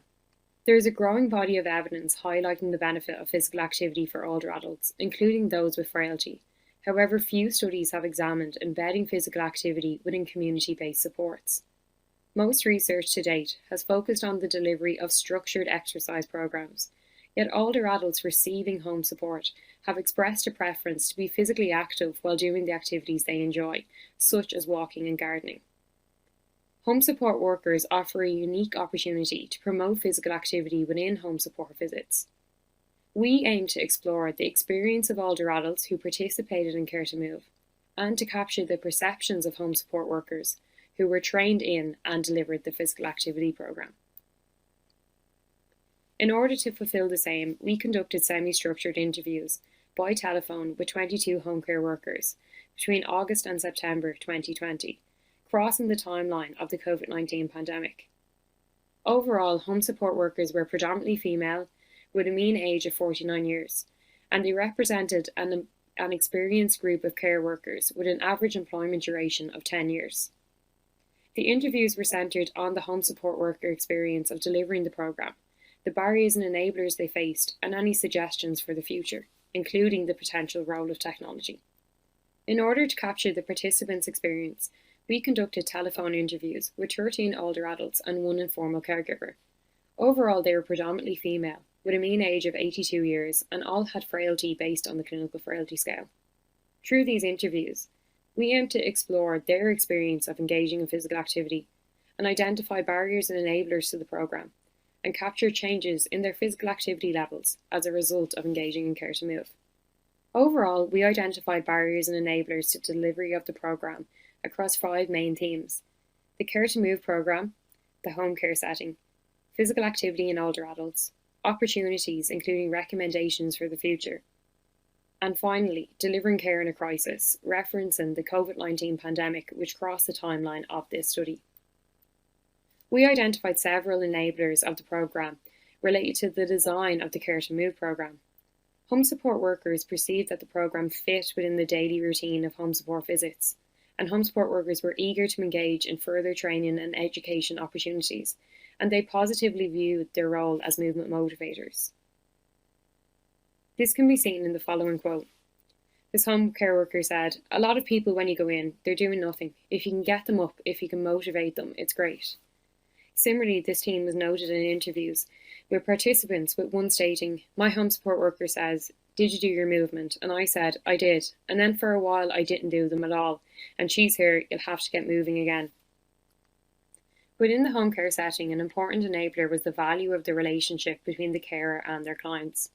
Home support workers spoke of personalising the intervention based on their clients' needs, and they said they enjoyed the opportunity for increased interaction with their clients. Many spoke of actually engaging in the programme at the same time that the older adults were. Limited time was the most commonly cited barrier to promoting movement within the home support visits, and this can be seen in both participant and home support worker quotes. One participant said, 20 minutes is too short for them to do anything really, and a home support worker said, "You don't actually have the time to even be doing what you're doing." Time was specifically an issue within half-an-hour calls, which were perceived as already rushed, and this was further exacerbated in calls with personal care tasks, as time was further constrained. The task-orientated environment of home support was also a barrier, with tasks listed in the care plan, such as showering, meal prep, medication prompts, being prioritised over the intervention. A further theme identified was physical activity in older adults, with the concept of couldn't, shouldn't, wouldn't appearing throughout. A minority of home support workers expressed negative perceptions of their clients' ability or physical capabilities to engage in physical activity, either due to advanced age, frailty, cognition, comorbidities, pain or injury. And this can be seen from this quote. "You were talking about probably 70 or 80-year-olds and taking them up and down on the chair, moving their feet, and some people did find it a bit tiresome to keep asking an 80-year-old to have to do that." These negative perceptions or risk aversion are commonly cited in the literature, and they represent a need to raise awareness of the benefits of physical activity for older adults with frailty. Many home support workers spoke of the perceived benefit of Care to Move for their clients, including increased mobility and a reduction in stiffness or pain. This can be seen from the following quote. I can see the benefits of Care to Move, and it makes me feel good knowing that I'm helping her and that she is happy and confident then because she is more active and she is moving more muscles, working her body the way she should be. This again reflects the value of the relationship between the client and the carer. This perceived benefit was similarly observed among older adults participants, with some noting improvements in mobility, balance and confidence. In conclusion, the findings suggest that embedding physical activity initiatives within home support services is feasible. Overall, there is a positive perception of the programme's fit within home support services and the perceived value and benefit of physical activity for older adults. Restructuring of services, engaging home support workers and moving beyond traditional task-orientated care models to more proactive approaches may facilitate this initiative and better support ageing in place. Thank you for joining our webinar today and for listening to my presentation. Thank you, Lauren. And for the final talk in this session, I'd like to introduce Debbie Rooney. And Debbie is the CEO of North Dublin Home Care and has been instrumental in the success of this project. And she's going to bring you the perspective from the home support provider. Thank you, Debbie. Over to you. Thank you. You can see your slides. Excellent. Perfect. Thank you.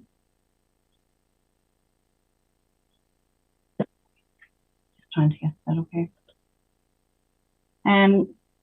Thank you. My name is Debbie Rooney and I'm the CEO here at North Dublin Home Care. And today I'm going to talk about our experience in introducing Care to Move from a home support provider's perspective. It was a feasibility study and it began, as Frances said, in 2019. So in 2019 I met with Frances, Austin and Vanda, and we talked about how we could roll out the study. So there was a huge planning around targeting the right people. Who are we going to get trained up? And we started with about 10 people, and I know this was discussed earlier. So with 10 people, including management. And the reason why we did that was that we wanted to have it that it was something that was embraced within the whole organisation. Throughout the whole process, we were regrouping on a regular basis. We were looking at our strengths, weaknesses, and anywhere that we could make improvements. One of the big improvements that we put in place was not just training up the home support workers as movement motivators. It was about also training up the supervisors as movement champions. Communication was a huge thing.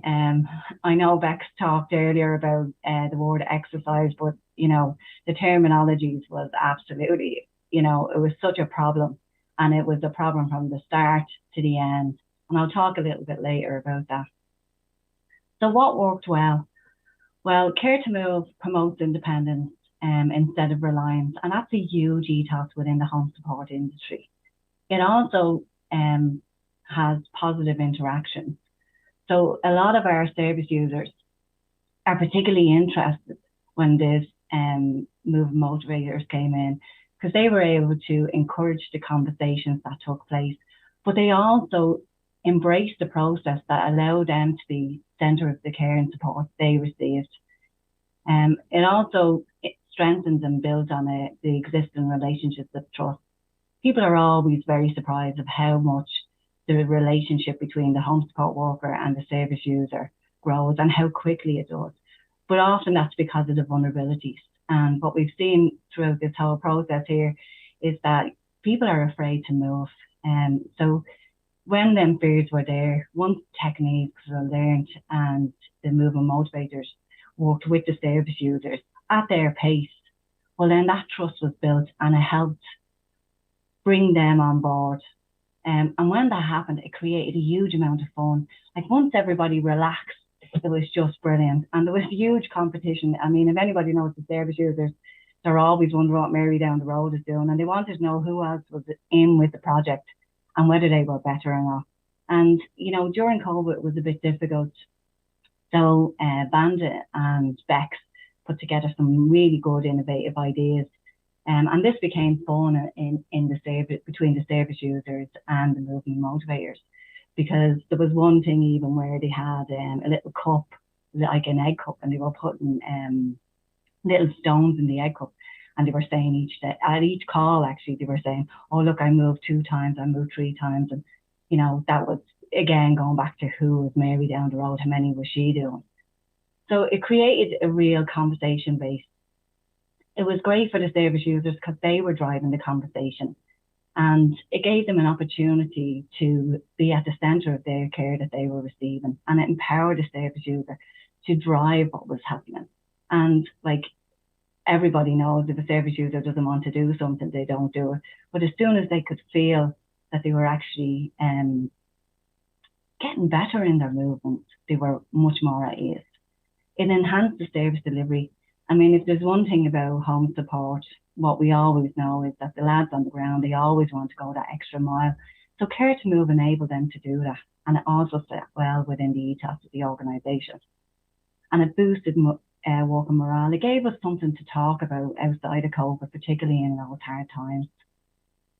And I suppose if we were to look at what we could have done differently, we could have been stronger in IT. There was a huge opportunity here to look at you know, putting care plans up on our system. We have a purpose-built system here that allows us to generate real data. And we kind of missed an opportunity where we could have dragged data from the start, middle and end and looked at how those outcomes were for the service users and for the movement motivators as well. We needed to have a review of the budget allocation because there is a certain amount of money that needs to be done and looked at in the beginning. But a lot of that money, we really felt we kind of let down the staff, and it was kind of tipped on slightly earlier. But we didn't allow people to have enough time. Now, I know time is always a problem when it comes to home support, but that's not the kind of time I'm talking about. I'm talking about giving the home support workers enough time to upskill, to get grips, to truly understand what's involved in the training. And I know Bex touched on this a little bit.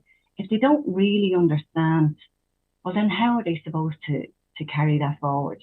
So I really felt that we let them down a little bit on that. So if we were to do something differently again, it would be that we wouldn't be trying to align this Care to Move in the initial stages with their current work, that we would give them the time to digest it, understand it, and then align it with what they do on an everyday basis.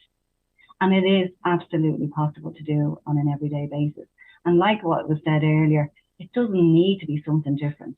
And that's why we wanted to get the management involved in the initial stages, because we wanted it to become something that we just do around here. Part of a new referral process. If anybody knows anything about service users, they don't like to do something new. But what they will do is if it's just something that we all do. So if we could have this as part of a care plan, as part of an initial referral for a home care package, that would work really well in what we do. So is it feasible? Yes, it is feasible. And is it appropriate? Yes, it is. But what it is Care to Move is a standalone model. It, as Lauren said, it takes 2 days to deliver. And it's really important that them 2 days are put in. But we have several patient movement handling instructors here, and they all said that on a refresher basis, every 2 years or whatever with manual handling and patient movement handling, that Care to Move could be embedded into that. And it works really well. I mean, we've seen Pauline's video, but there was loads more of them where people were saying, like, even having dizzy spells and pumping the feet, standing up, shuffling their bum off the chair. There's loads of things that really fit in, particularly with the patient movement and handling training. And at this point, I'd like to say thank you to our voluntary directors who are always extremely supportive of innovation and research. And of course, to everybody who was involved, the home support workers, the management staff here, and of course, all the researchers, and particularly Lauren, who was our researcher at the time, and just absolutely amazing. Thank you. Thank you, Debbie, for some lovely insights into, very practical insights into the process. So now it's time for the panel discussion. And for that, I'll hand you over to Elissa and to Austin. Thanks so much, Maria. We've had a couple of questions, both in the Q&A and also in the chat section.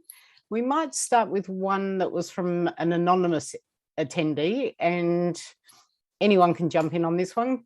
They're curious if any occupational therapists were involved in Vanda and Francis's work. The move away from exercise to functional movement engagement in ADLs overlaps and complements the OT focus. Yeah, I can answer that. They were involved in that they all knew about it. They were all informed. They all supported it. But they weren't involved in the actual training. But it's very much, of course, it's OT. It fits right across all primary care, OT, physio, nursing, everybody who provides it. But yes, so they absolutely were involved in this. It just happened I was the physio, so I was training. But it could have been an OT doing the training just as much, or anybody else. Thanks, Vanda. Joanne Finn 2 asked the question, here in Ireland, the FETAC level, I'm presuming the V is 5. Healthcare assistant program may be a great opportunity to include care to move. Anyone got any thoughts on that? Elissa, I might just pick on that, because I think what one of the issues obviously is the because obviously we covered in the study what it costs to deliver this, and I suppose there is potentially an opportunity for something like the Care to Move program to be embedded in the modules. So it's QQI is probably the current term for that standard qualification for home care. But I actually wanted to similarly pose a question to Francis, actually, just in terms of, the health economics. We didn't answer the question as to, if this training costs more money, if there's a cost attached to that, we weren't able to measure the benefit to the wider system. And do you remember in my presentation, I talked about, is it a 1% benefit? And we can't actually answer that question, but I'm just curious whether you think from the evidence base, could it be a 1% difference that it could make? I think our results are very positive, despite all the challenges with COVID, Austin, in relation to the feasibility outcomes and the clinical outcomes and the costs being low. We didn't have a control group in this study. We had a very small sample. We had to do a lot of sensitivity analysis. Professor Jan Sorensen, who's a health economist at the Healthcare Outcomes Research Centre, was our health economics expertise on the study. And I suppose it's hard to do justice to the level of detail that we looked at in terms of looking at the cost, but we did look at it at the level of, the fee, the training, the salaries, the time spent with the client. So I think there's a lot of detail there. Which is a very good starting point, Austin, to give us a structure, and then maybe looking at it at a home care organisation level and broadening it out. So for all of you listening, there's a lot of detail in our publications, and we'll be putting that up at the end in terms of the cost detail. And I think, Austin, that's something we need to go back to, those incremental 1% and thinking about winding up and thinking about those long-term benefits and sustaining them. Thanks, Francis. Another good question, possibly for you, Austin. Will this proposed training be mandatory for care provider staff? Or maybe Debbie? Well, I think probably neither myself or Debbie can answer that question, because obviously that's for people involved at national level. But I'm hoping that people who are involved in the reform program managed to participate in this session. I did my best to try and encourage them to participate and hear the benefits that this could potentially bring. But I definitely would think there'd be a huge benefit if it was embedded in the system. But I think more than just actually the training of the workforce, it probably also needs a different approach to how we plan for care. And that the planning for care isn't based around functional needs or tasks, that it's also included, movement is included as part of that, attached to perhaps the goals that people wish to make. I think Vanda's talk was excellent at linking that back to what it was that people wanted to achieve. So it's probably system-wide change that's needed. Yeah, very good point. Bex, this one might be for you. Peter Ward said, I think as part of this, we also need to acknowledge the role of family carers too. I wonder, would linking with Family Carers Ireland be worthwhile, as the reach of this program would greatly be extended by that? Yes, yes, and yes. These are approaches that apply to any setting, any individual, be that professional, be that volunteer, be that informal caregiver. As I mentioned, this is words. This is words. This is observation and listening, having some movement prompts in the toolbox, understanding what it is the person wants, what they want to achieve. We've, aside from this piece of training with Dublin Home Care, I've delivered this training and education across a range of settings, including befriending projects, including informal caregivers, on frailty wards. So it's very simple. It's communication and it's movement. Therefore, technically, anyone can do it. Great answer, Bex. And Debbie, you've got your hand up. Yeah, I was just going to come in there and say, everybody gets involved in the family home. And I think people tend to forget that, that this is in somebody's home and family members are there all the time. And if we've got any good new techniques, they're always involved in them and they're always transferred over. The only thing is there are small parts of them, that transformation. It's not the big training, where all the real good stuff happens. But there is small parts of it that does get transferred over on a regular basis. Thanks so much, Debbie. We also had another question. Are there any plans to roll out to other care agencies? Yeah, anyone interested?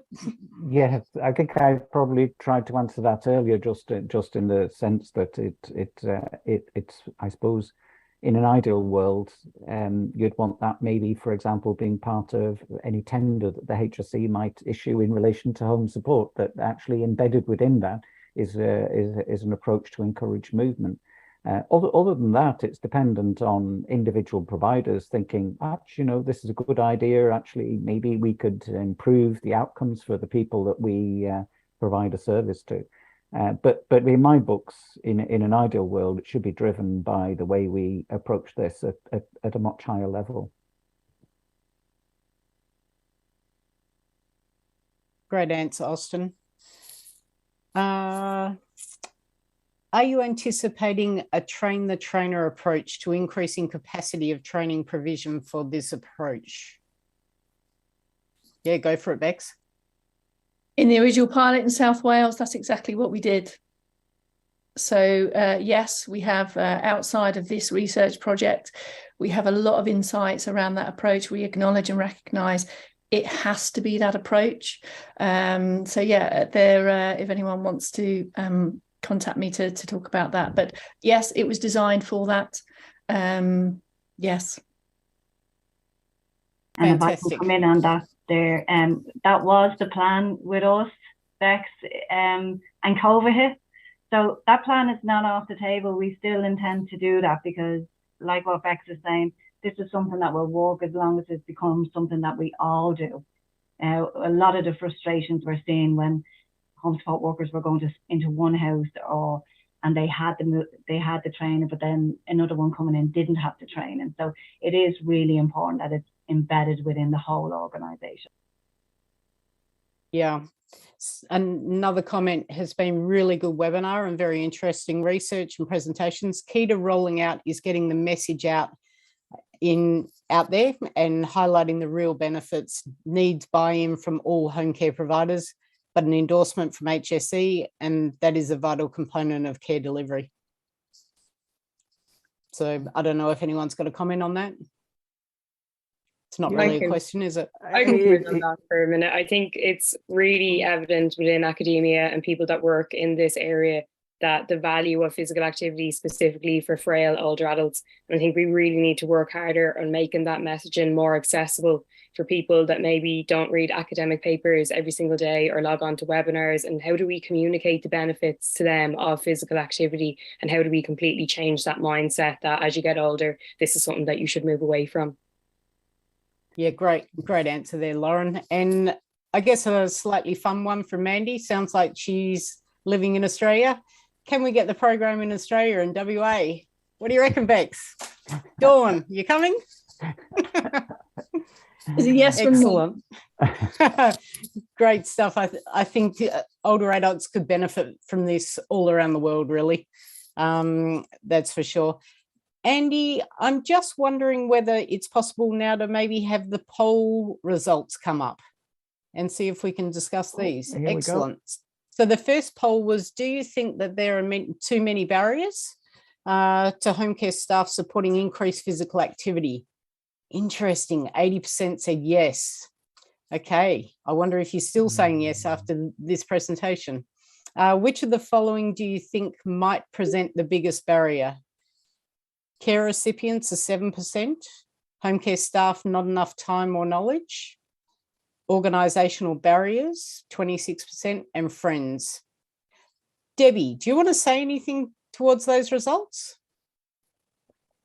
Got any opinions? It's absolutely, like, we have to look at, you know, even the new legislation coming out, the Assisted Decision Making Capacity Act, like this is something that puts people at the centre of their own care. It empowers them. It encourages them to be part of their everyday way. Like, there is nothing about this, once it's rolled out, and I couldn't stress that enough, and I know I was very nervous in the presentation, but the real thing about this is that it is possible.